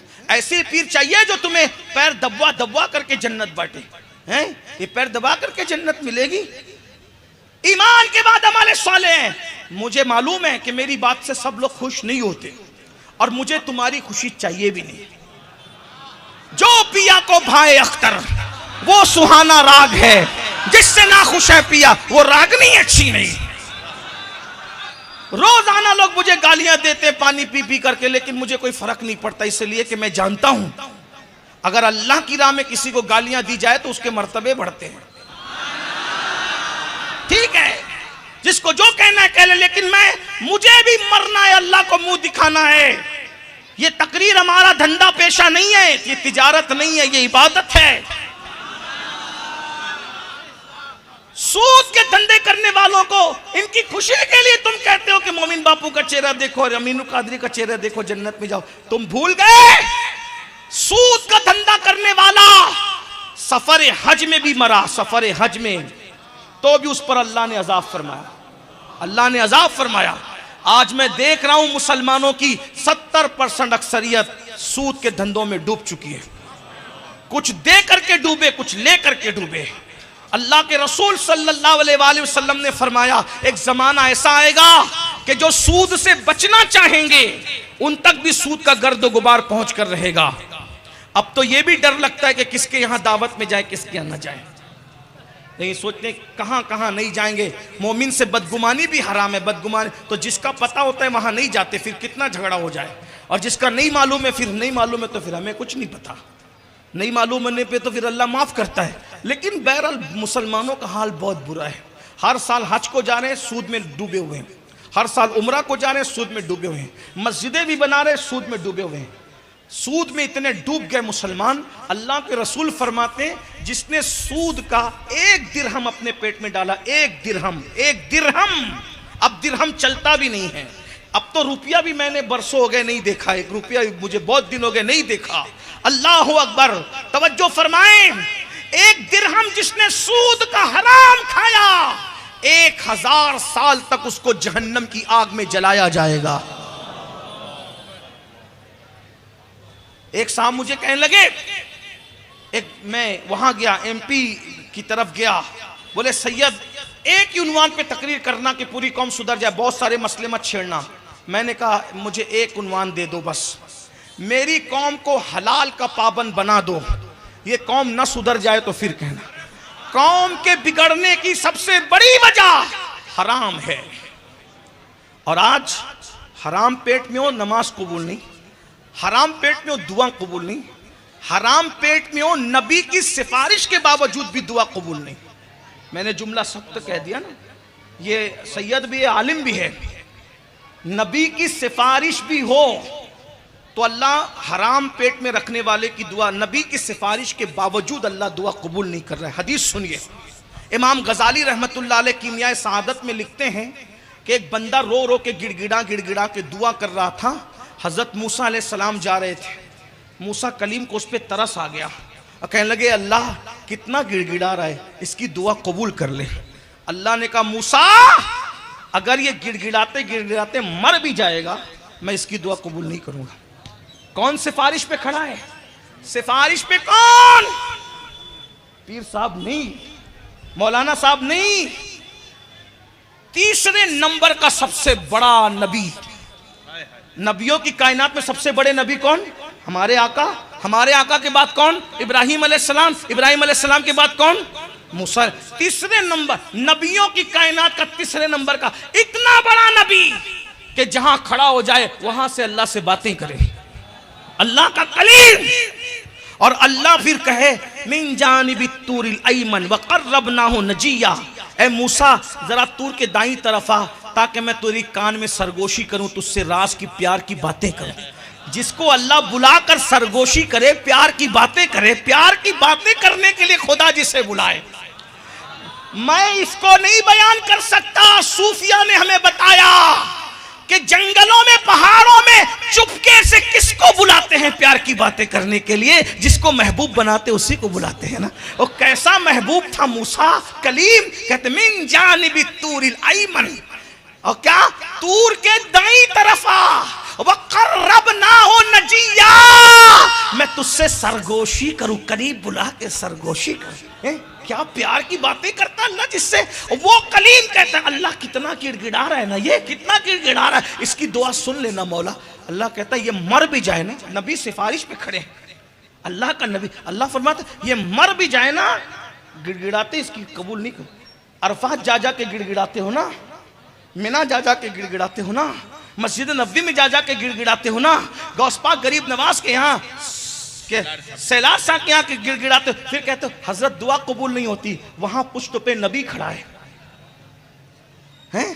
पुश्त पे अल्लाह का नबी कलीमुल्लाह खड़ा है, अल्लाह कबूल कर लेना। जवाब आता है मर भी जाए ना गिड़गिड़ा के कबूल नहीं करूंगा। जवाब तो देखें क्या जवाब आया, न मर भी जाए ना, मूसा कलीम की सिफारिश के सामने अरफात, मिना, मुजदलफा क्या है? मूसा मूसा है, नबी नबी है, नबी के बराबर कोई मखलूक नहीं। लेकिन क्या हुआ?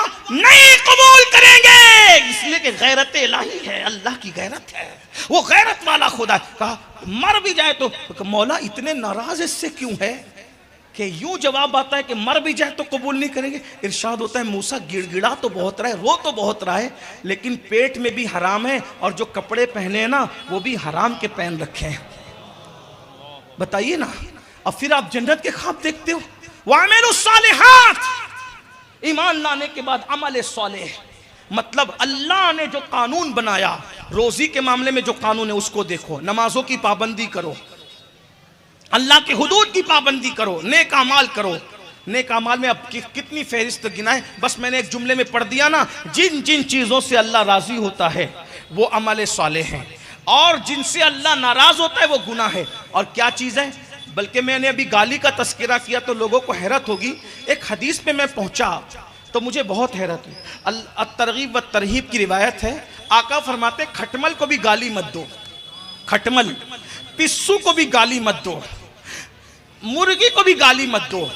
और अल मुअज्जमुल औसत में जब मैं पहुंचा तो मैं यहां तक पहुंचा, हैरान रह गया। अल्लाह के रसूल फरमाते हैं शैतान को भी गाली मत दो।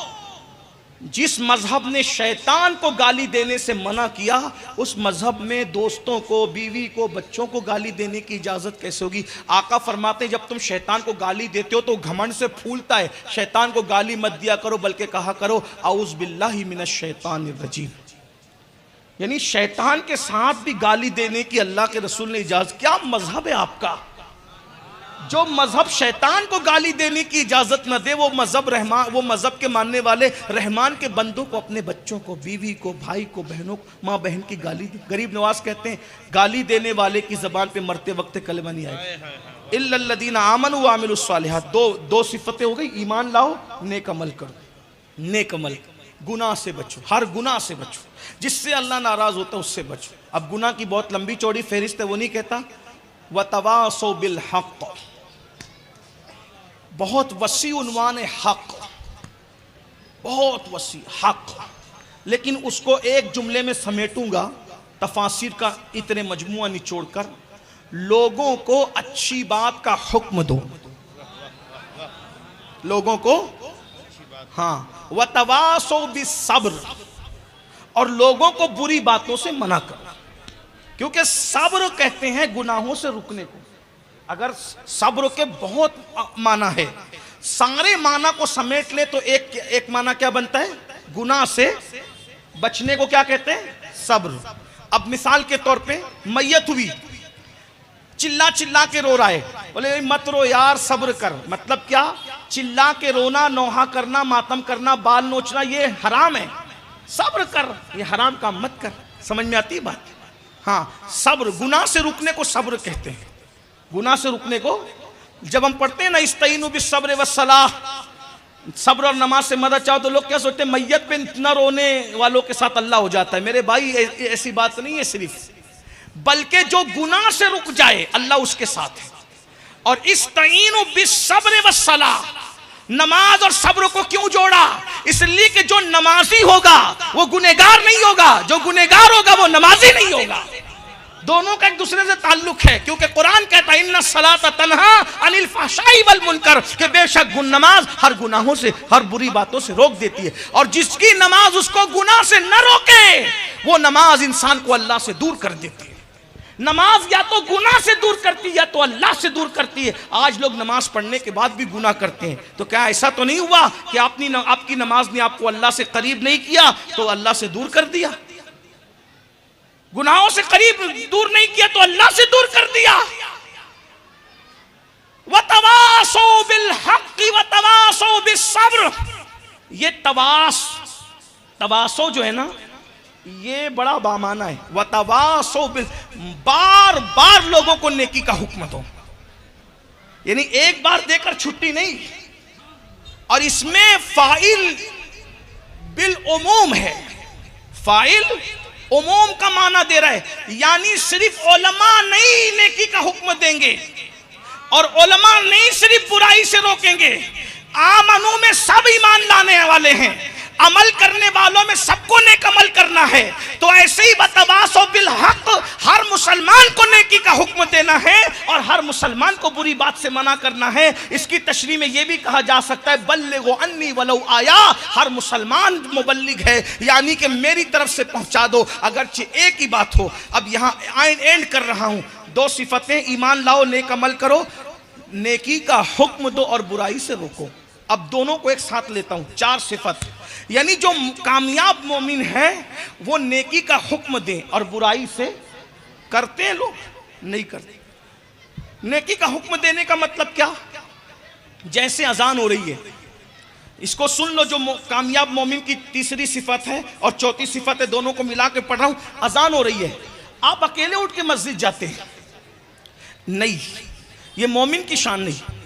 तुम उठो, जितने तुम्हारे साथ बैठे सबको कहो कि चलो तुम भी मस्जिद चलो। ये काम सिर्फ उलमा का नहीं है, सबको करना है। और अगर नहीं करोगे, अभी मैं आगे हदीस पढ़ रहा हूं कि उसका अंजाम क्या होगा। आपने कोई गुनाह होते हुए देखा, सिर्फ उलमा की जिम्मेदारी नहीं है गुनाह से रोकना, हर मोमिन की जिम्मेदारी है। और फिर क्या फरमाया कि मोमिन की जिम्मेदारी यह है कि अगर गुनाह होते हुए, बुराई होते हुए देखे तो अगर ताकत से रोक सकते हो तो ताकत से रोको। ये ईमान का बड़ा दर्जा है, ताकत से रोकना, हाथ से रोकना। दूसरा दर्जा है जबान से रोकना, यानी अब अगर ताकत और हाथ से नहीं रोक सकते तो जबान से मना करो अच्छे से, और अगर वो भी नहीं कर सकते तो कहा दिल में बुरा जानो। और आप दिल में बुरा जानते हो नहीं जानते हो मुझे नहीं पता, लेकिन जो दिल में बुरा जानते हैं, जो दिल में, तवज्जो करना, जो दिल में बुरा जानते हैं, नबी ने उनको सनद दी कि उसका ईमान कमजोर हो गया। दिल में बुरा जानना ये कमजोर ईमान वालों की निशानी है। अब बताओ, जो गुनाह को देखकर दिल में बुरा जाने, ये कमजोर ईमान वाले की निशानी है। तो जो दिल में बुरा भी नहीं जानते, तो क्या उनका ईमान का तोता तो नहीं उड़ गया? अब मैं चंद मिसालें रखता हूं। लोग बहुत मीठे बनने चले हैं? इज्जत नहीं जानी चाहिए। अरे ऐसी इज्जत पे लानत हो जिससे अल्लाह नाराज हो। बुराई देखो, चंद मिसालें रखता हूं। मिसाल के तौर पे, आप कहीं गए, शादी में ढोल डीजे बज रहा है, आप मना कीजिए। अगर आप मना नहीं करते, दिल में बुरा जान रहे हैं, समझ लीजिए कि आपका ईमान कमजोर, आपका ईमान, नबी कह रहे ईमान कमजोर हो गया। और जो वहां खीकी करते हुए बैठे हुए हैं, उनके ऊपर कुछ असर नहीं हो रहा है, ईमान तो नहीं चला गया। छोड़ो ना, महफिलें छोड़ो, उठ के आओ।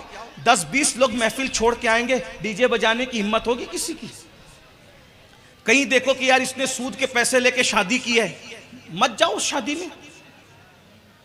दूल्हे को सोने की अंगूठी पहनाई जा रही है, उठ के निकल जाओ। पहले समझाओ, मानते तो ठीक है, नहीं मानते निकल जाओ। नेकी का हुक्म देना आसान है और बुराई से रोकना बहुत मुश्किल है। लेकिन अब मैं आखिरी में एक प्यारी सी हदीस पढ़ता हूं। नेकी का हुक्म देना और बुराई से रोकने वालों की अल्लाह के यहां अजमत क्या है, शान क्या है। लोग गालियां देंगे। पहली बात तो मैं एक बात कहता हूं, लोगों की फिक्र छोड़िए। अगर आप मोमिन बनना चाहते हैं, कामयाब, छोड़िए लोगों की फिक्र। वजह, मौसम बदलने वक्त लगता है, लोगों की राय बदलने वक्त नहीं लगता। बहुत हाथ चूमने वालों को हमने, बहुत बुजुर्गों को गालियां देते हुए अपनी आंखों से देखा है, और बहुत गालियां देने वालों को हाथ पैर चूमते हुए भी देखा है। ये दुनिया है। इमाम हुसैन का साथ 72 के सिवा ना दे सके तो तुम्हारा मेरा साथ कितनों ने देना है? मौला अली के जनाजे में 3 आदमी थे, चौथा आदमी कांधा देने के लिए नहीं था। तो फिर ये दुनिया है क्या चीज है? कूफा वालों ने मौला अली के जनाजे के दिन अपने दरवाजे बंद कर लिए थे। इमाम हुसैन का जनाजा पढ़ने वाला कोई नहीं था। आपने सब बुजुर्गों के नाम सुने होंगे ना, फुला का जनाजा फुला ने पढ़ाया, फुला का जनाजा फुला ने पढ़ाया, फुला का। कभी आया इमाम हुसैन का जनाजा किसने पढ़ाया है? मिला आपको? उस दिन से ये दुनिया से दिल उचाट है जिस दिन दुनिया इमाम हुसैन की बेवफा हुई और इमाम का जनाजा पढ़ने वाला कोई। मैंने कहा अगर हमारे जनाजे में लाखों भी आए तो फिर क्या है? मेरे इमाम के जनाजे में कांदा देने वाला कोई नहीं था। कहा ये तो सुन्नत है उन लोगों की, लाखों आए तो भी उनका भला, ना आए तो भी अपना क्या भला है।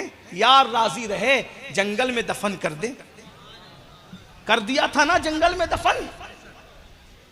कोई उम्मीद कर सकता था कि इन गुमनाम कब्रों पर भी जो है वो गुंबद बनेंगे?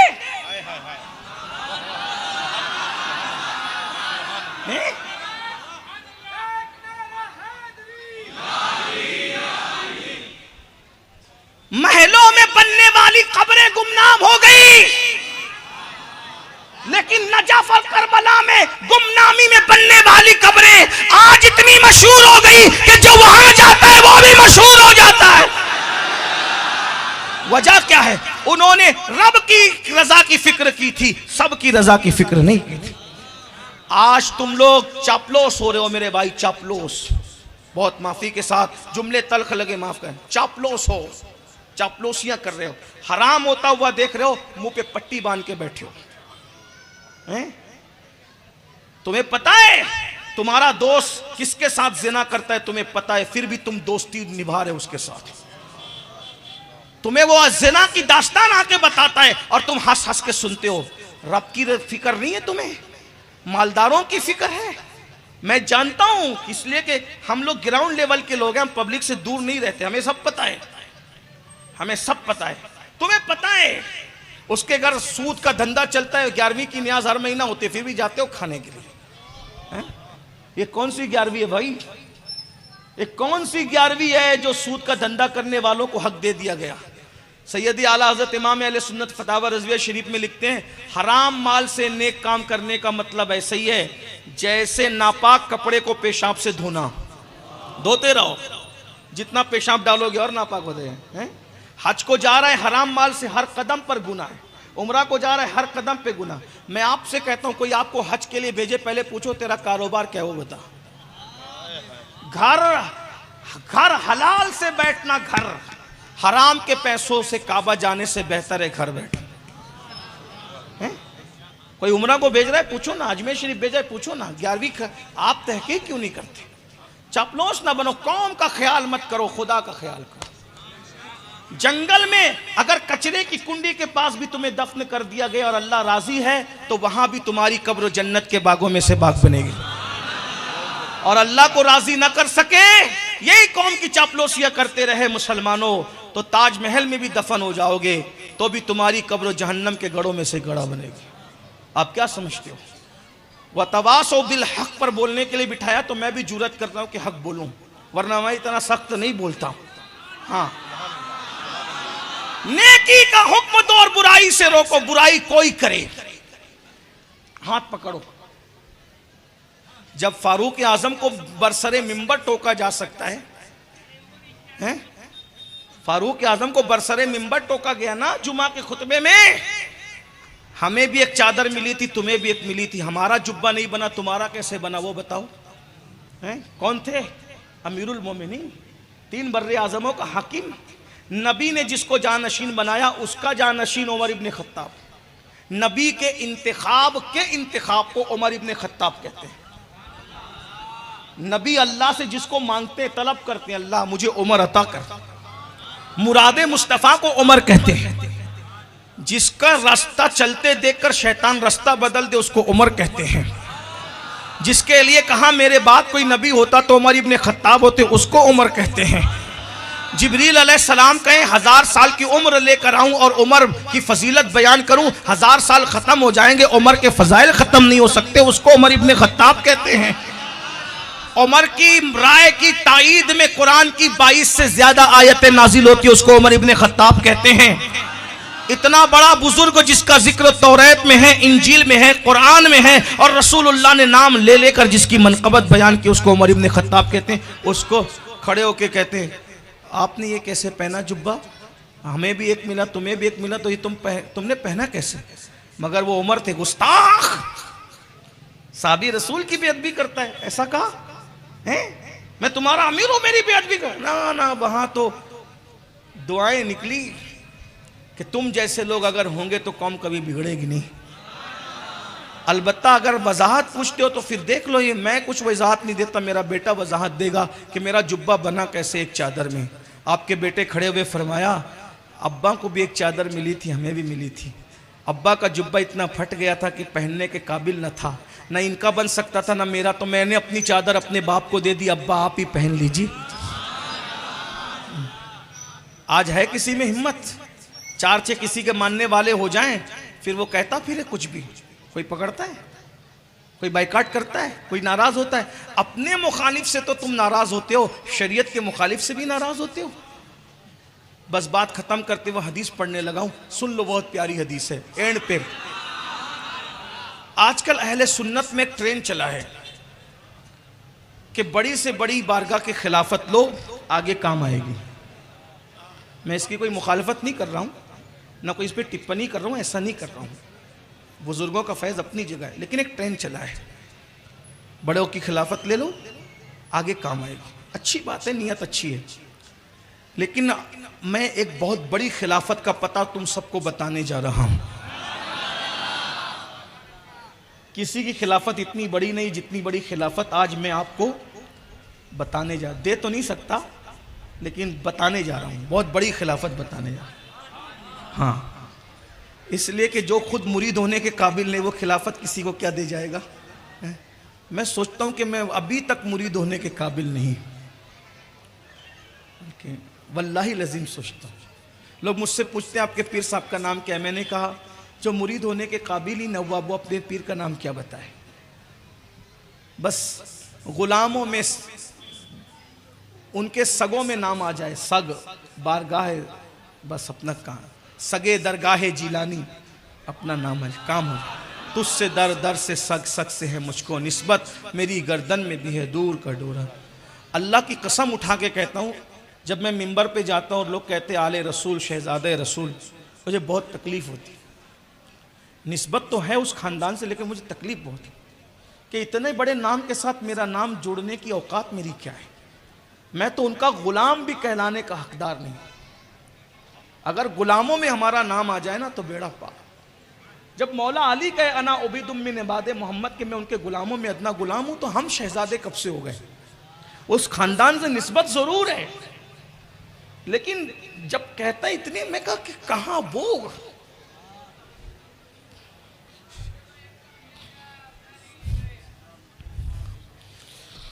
सिद्दीक अकबर जिसके बराबर खड़े ना। जब हुजूर ने देर हो गई आने में और सिद्दीक अकबर मुसल्ले पे खड़े थे, हुजूर आए तो सबने रास्ता दे दिया, आका आगे आगे, तो सिद्दीक अकबर पीछे हटने लगे, तो हुजूर ने कहा खड़े रहो, खड़े रहो, नमाज पढ़ाओ।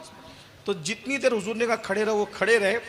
फिर उसके बाद सिद्दीक अकबर हाथ उठा के अल्लाह का शुक्र अदा करते पीछे आ गए, हुजूर के पीछे। किसी तो आका ने कहा कि जब मैंने तुझे कह दिया था खड़े रहने का, तो तू क्यों नहीं खड़ा रहा। कहा हुजूर अबू कहाफा के बेटे की औकात है आपके बराबर खड़े रहने की। सोचिए तुझसे, ये बहुत नाजुक बारगाह है मेरे भाई, जहां जुनैद और बायजीद सांस रोक कर जाती। मुझे बहुत तकलीफ होती है। खानदान तो वही है, खून की निस्बत वही है, लेकिन हम लोग इस काबिल नहीं हैं, डर लगता है। लेकिन बहुत बड़ी खिलाफत का जिक्र किए जा रहा हूं, हदीस में है, सिहाह सित्ता में है। अल्लाह के रसूल सल्लल्लाहु अलैहि वसल्लम फरमाते हैं, मेरी उम्मत में जो भी शख्स नेकी का हुक्म देना और बुराई से रोकना बंद कर देगा, सुन ले, अल्लाह के रसूल फरमा रहे हैं, सबको जिम्मेदारी दी, पूरी उम्मत को जिम्मेदारी दी, हर आलिम को, गैर आलिम को, हर आमी को, पढ़े लिखे को, अनपढ़ को, कि जब भी तुम कहीं रहो तो नेकी का, सिर्फ जलसों में नेकी का हुक्म नहीं है, आम महफिलों में भी नेकी का हुक्म है, बुराई से रोकना है। हमने सिर्फ स्टेजों को महसूस कर लिया कि लेकर के जाएंगे, वहां 1 घंटा बोल देंगे, बस ड्यूटी खत्म, उसके बाद अल्लाह अल्लाह खैर सल्ला सब होता रहे। नहीं, हर जनाजे में पहुंचो तो भी वहां नेकी का हुक्म, बुराई, लेकिन अंदाज अच्छा हो। ये डांट डपट वाला अंदाज नहीं हो, गुस्से वाला अंदाज नहीं हो। आजकल तो कुछ लोग बुराई से रोकते और नेकी का हुक्म देते तो उन पे भी गुस्सा आता है कि इसने नबवी अखलाक सिखाई नहीं। जैसे अगर किसी ने सोने की अंगूठी पहनी, ये क्या तरीका हुआ, ये कोई तरीका है? इससे तो लोग मुतनफ्फिर होंगे। उदउ इला सबील रब्बिका बिल हिकमा वल मौइज़तिल हसना, हिकमत से बुलाओ। कैसे? एक देहाती आके मस्जिद नबवी में पेशाब कर रहा है, सहाबा मारने के लिए दौड़े, सरकार ने मैं रहने दो, पेशाब करने दो। मस्जिद नबवी में देहाती पेशाब करता रहा, पेशाब हो गई तो उसको बुला, इधर आ, ये मस्जिद है, यहाँ पेशाब नहीं करते। और जो मारने के लिए दौड़े थे उनको कहा कि पानी लाओ और उसको धुल दो। इस्लाह करने का तरीका ये होता है। और दूसरा तरीका बताऊं, एक शख्स नए नए ईमान लाए थे, बुढ़े आदमी थे, वो वुजू कर रहे थे मस्जिद नबवी में। हसनैन करीमैन दोनों शहजादों का गुजर हुआ, देखा कि बुढ़े बाबा गलत वुजू कर रहे हैं, बुढ़े बाबा गलत वुजू कर रहे हैं। दोनों शहजादे 5-6 साल के शहजादे, नबी के तरबियत याफ्ता, दोनों ने देखा। अब ये नहीं कि चलो गलत वुजू कर रहे बुढ़े बाबा छोड़ दो यार, चलो नहीं, नेकी का हुक्म बुराई से रोकने का अंदाज रोका, लेकिन किस अंदाज से? कहा चचा हम बच्चे हैं, आप हमारा वुजू करने का अंदाज देखिए और जो हमारी गलती है उसकी इस्लाह कर दीजिए। नबी के लालों का इस्लाह का अंदाज देखा, उस बुढ़े बाबा की कैसी इज्जत रखी। उन्होंने कहा ठीक है शहजादों करो, मैं देखता हूं, जो भी गलती होगी बताऊंगा। दोनों शहजादों ने वुजू किया। जिनके घर में कुरान उतरता है उनसे क्या गलती हो सकती है? जिनके जानवर गलती नहीं करते हैं?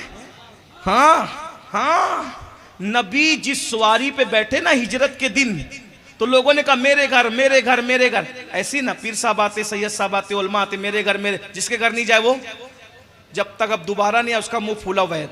मोमिन बाबू से कहा तुम तो मेरे घर नहीं लाए थे। अब्दुल रज़ाक से झगड़ा हुआ, मेरे घर तो तुम नहीं लाए थे। सोहेल को पकड़ा, तू तो मालदारों क्या ले जाता है, गरीबों क्या नहीं लाता। आने वाले को क्या पता कि गरीब कौन है मालदार कौन है, लेकिन मुंतजिमीन से तो आप झगड़ा करते ही रहते हो। लेकिन वहां नबी थे और सब कह रहे थे मेरे घर मेरे घर। नबी ने झगड़ा खत्म किया, किसी के घर नहीं। ये मैंने ऊंट की नकेल छोड़ दी, ऊंटनी की, ये मामूर मिनल्लाह है, इसको जहां जाना है वहीं जाएगी। भाई जानवर को रोकने का आसान तरीका, चारा रख दो वहीं ऊंटनी बैठ जाए, है ना, है कि नहीं है? लेकिन मिलता है तारीख में किसी ने चारा रख के रोक पाया? हरियाली दिखा के रोक पाया? नहीं। अरे वो और जानवर है जो हरियाली से रुक जाते हैं, लालच की वजह से बैठ जाते हैं। नबी जिस जानवर पे बैठ जाए उस जानवर को भी अल्लाह इतना शऊर देता है, कहां रुकना चाहिए कहां नहीं रुकना चाहिए, कहां पर ठहरना चाहिए कहां पे नहीं ठहरना चाहिए। अगर नबी किसी जानवर पे बैठ जाए तो उससे गलती नहीं होती। जुमले पे तवज्जो करें, नबी जिस पे सवार हो जाए जब वो जानवर गलती नहीं करता तो नबी अपने ऊपर जिनको सवार कर ले वो अहले बैत से गलती कैसे हो सकती?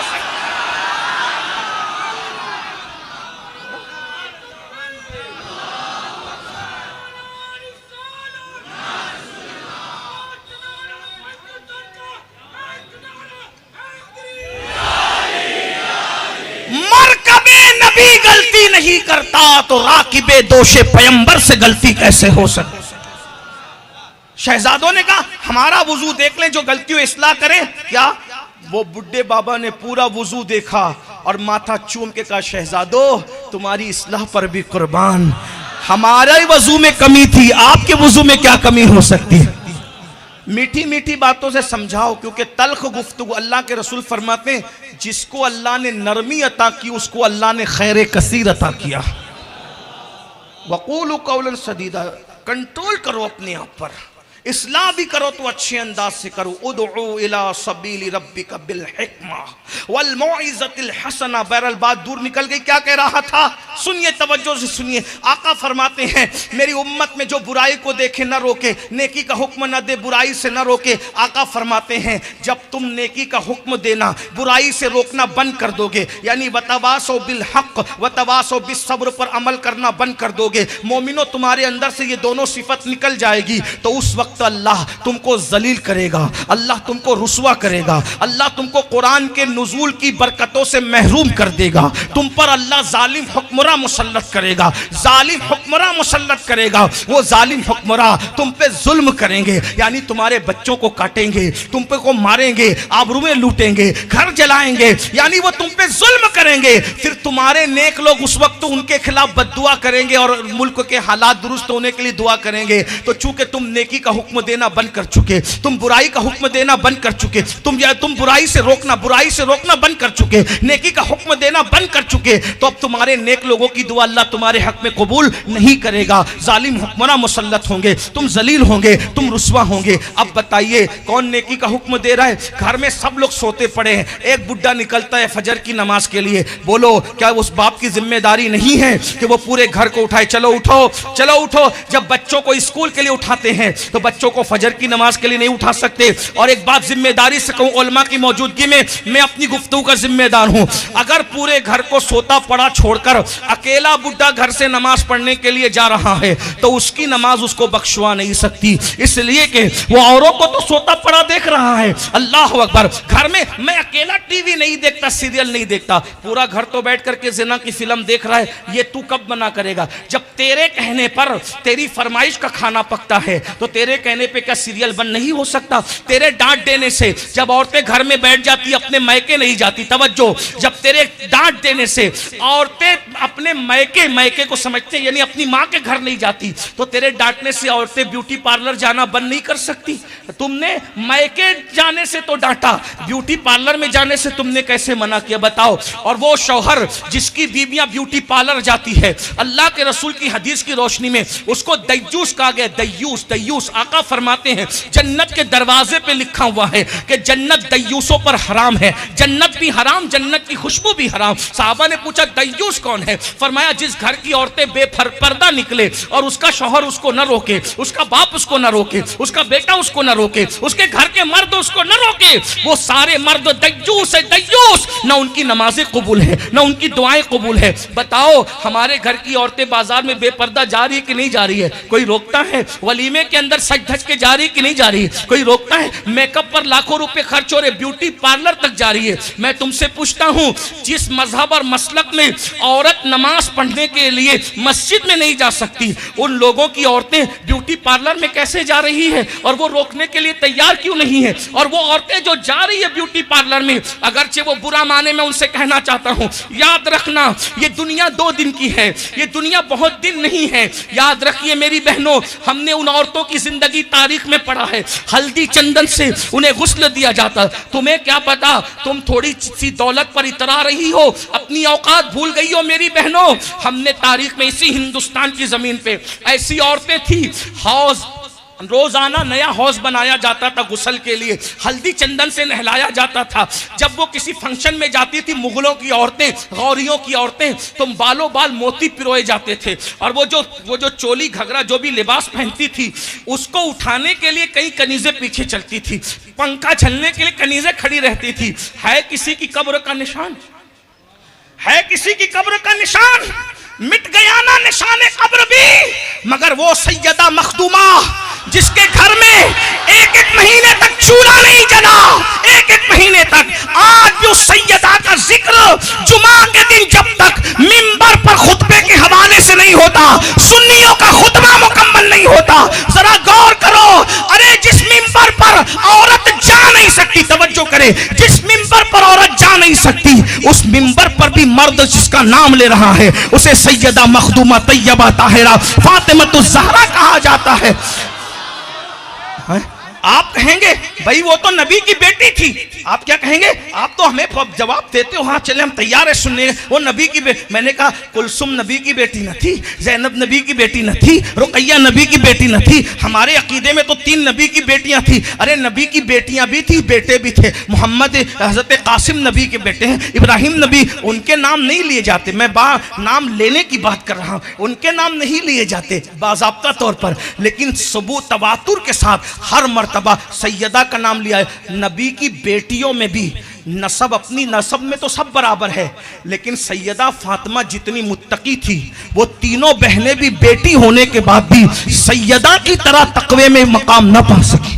वो सब मुत्तकी थी, लेकिन जो मकाम सैयदा को मिला, जिसके सर के दुपट्टे को कभी चांद और सूरज ने नहीं देखा, उसे फातिमा ज़हरा कहा जाता है। और आज औरतें क्या हो गया, औरतों को क्या हो गया, मेकअप मेकअप मेकअप। सुनो, इस आरजी मेकअप के चक्कर में खुदा को नाराज करने वाली मेरी बहनों, कब्र के कीड़ों ने खाना इन गालों को, नहीं बचा पाएगा कोई। बद्दुआ के तौर पे नहीं कह रहा हूं, हदीस की रोशनी में आगाह करने के लिए कह रहा हूं। बहुत घमंड है ना तुम्हें अपनी दौलत पर। मेरे शौहर का इतना कारोबार है इतने मुल्कों में, और यहां तक और वहां तक है। याद रखना, अगर दौलत के बलबूते पर कोई अल्लाह को चैलेंज करता है, तो जो खुदा देना जानता है वो खुदा छीनना भी जानता है। क्या समझते हो, जो फिरौन से को सैकड़ों साल हुकूमत देकर छीन ले, जो नमरूद को सैकड़ों साल हुकूमत देकर छीन ले, हाँ, मुगलों को जो हुकूमत दे और आखिरी मुगल हुक्मरां का अंजाम ये हो। एक बात ये भी बताऊं, बाप दादा पाप करते हैं तो औलाद को भुगतना पड़ता है। बहादुर शाह जफर बड़ा नेक आदमी था, किया बाप दादा ने, भुगता बेचारा बहादुर शाह जफर। इतना बड़ा आदमी था वो, तहज्जुद गुजार भी था, वो बहुत बड़ा शायर। अल्लामा फजल हक जैसे कोई सोबत का में बैठता था, बड़ा शायर। बहादुर शाह जफर की शायरी याद आ गई, मैं अर्ज कर दूं।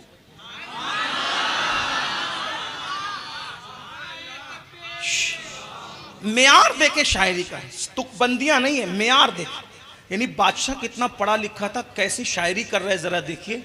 फजल हक और सदरुद्दीन और गालिब और इकबाल से पीछे नहीं है बहादुर शाह जफर। बहादुर शाह जफर ने कहा था, आंधियां गम की चलेगी तो संवर जाऊंगा, आंधियां गम की चलेगी तो संवर जाऊंगा, तेरी जुल्फे नहीं हूं कि मैं बिखर जाऊंगा। आंधियों से जुल्फे बिखरती है, मोमिन नहीं बिखरता। ये है बहादुर शाह जफर। आंधियां गम की चलेंगी तो संवर जाऊंगा, तेरी जुल्फे नहीं हूं कि मैं बिखर जाऊंगा, और तुझसे बिछड़ा तो ये न पूछ किधर जाऊंगा, मैं तो दरिया हूं समुंदर में उतर जाऊंगा।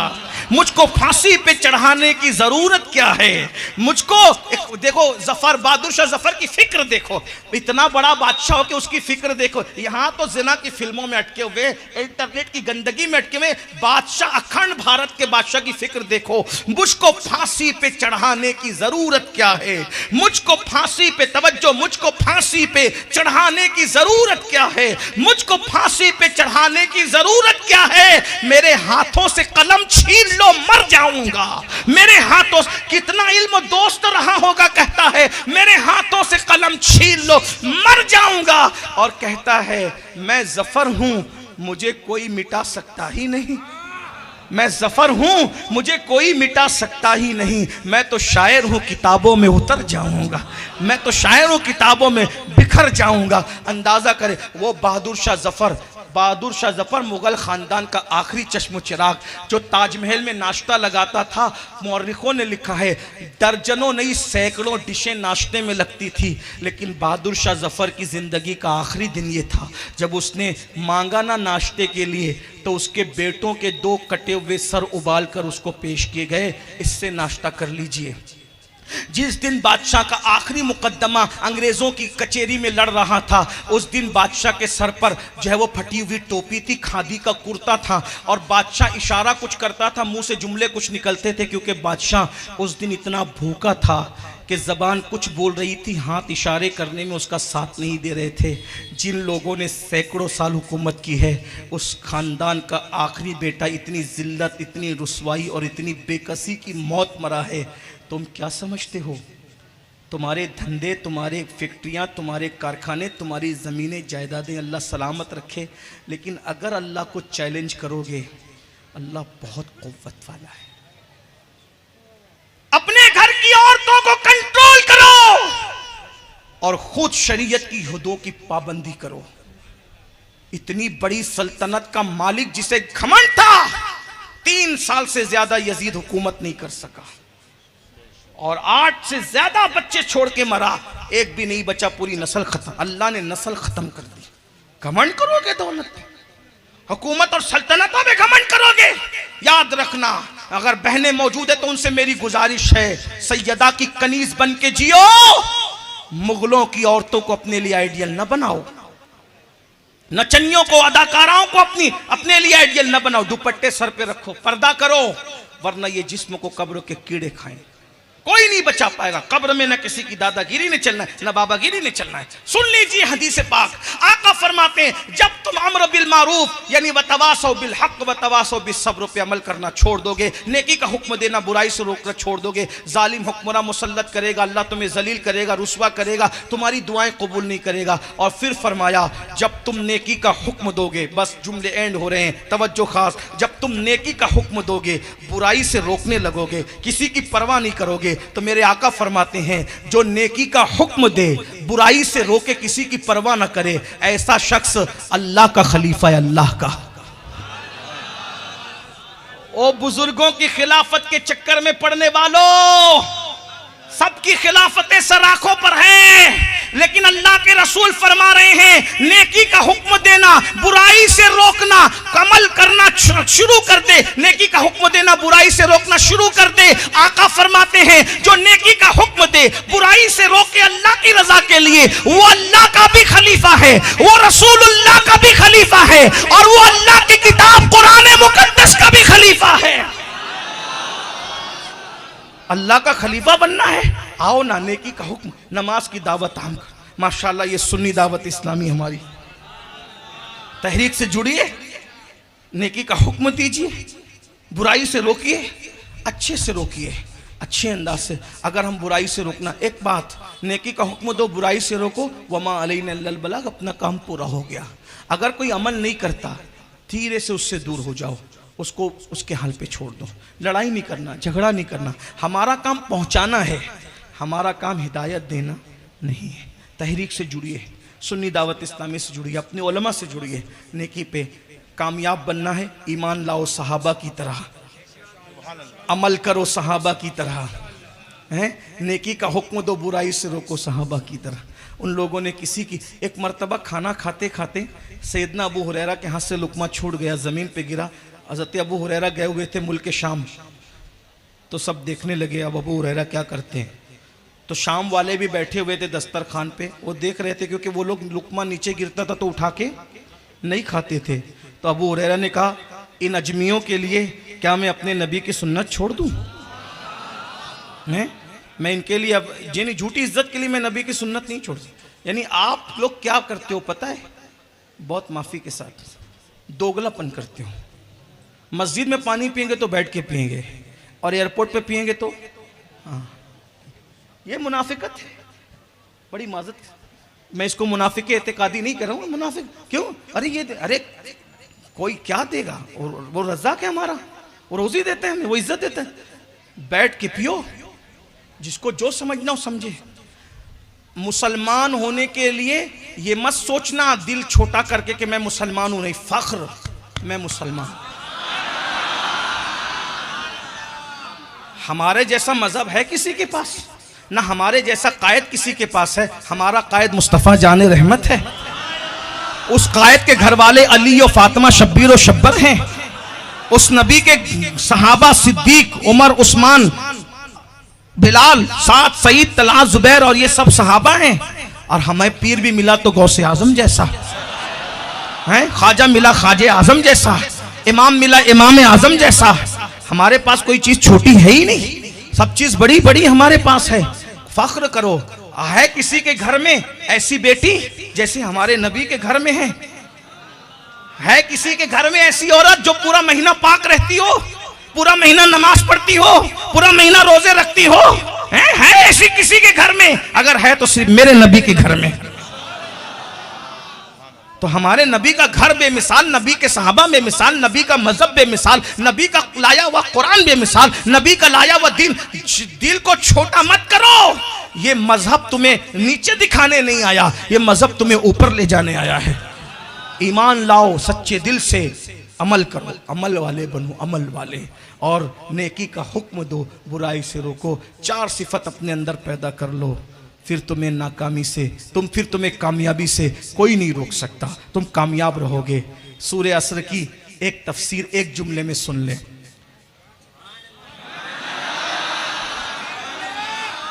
सहाबा में सबसे अच्छे कारी थे, सहाबा में सबसे अच्छे कारी थे, उनका नाम था उबई इब्न काब। हुजूर इनसे कुरान सुनते थे, हुजूर को इनसे कुरान सुनना बहुत, इसीलिए फारूक आजम ने तरावी के लिए पहला इमाम जिसको मुकर्रर किया वो कौन थे? उबई बिन काब। उबई आए, रसूलुल्लाह को बैठा हुआ देखा, क्या या रसूलल्लाह मैं एक सूरत पढ़ रहा हूँ, आप उसको मुझे समझाइए, इसकी तफसीर आप खुद कीजिए। यानी नबी से कह रहे हैं आप तफसीर कीजिए, है ना, कितनी बड़ी बात है। हुजूर ने फरमाया पढ़ो, वल असर इन्नल इंसान लफी खुस्र इल्लल्लज़ीना आमनू व अमिलुस सालिहात व तवासौ बिल हक़ व तवासौ बिस सब्र। ज़माने की कसम, इंसान घाटे में है, मगर वो जो ईमान लाया, नेक अमल किया, नेकी का हुक्म दिया, बुराई से बचा। हुजूर इसका मतलब क्या है? फरमाया वल असर से मुराद मेरा ज़माना है। तवज्जो तवज्जो, वल असर से मुराद मेरा, इन्नल इंसान लफी खुस्र से मुराद अबू जहल है, इल्लल्लज़ीना आमनू से मुराद मेरा अबू बकर है, व अमिलुस सालिहात से मुराद मेरा उमर है, व तवासौ बिल हक़ से मेरा मुराद मेरा उस्मान है, व तवासौ बिस सब्र से मुराद मेरा हैदर कर्रार है।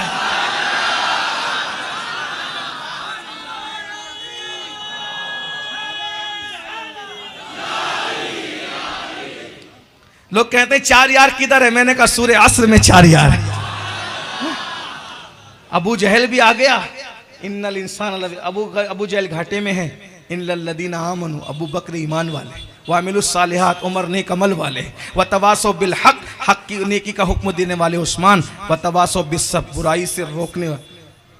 कैसा रोका?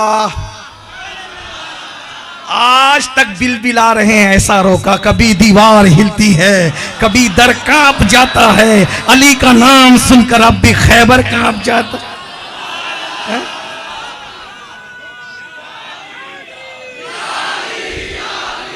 अल्लाह ताला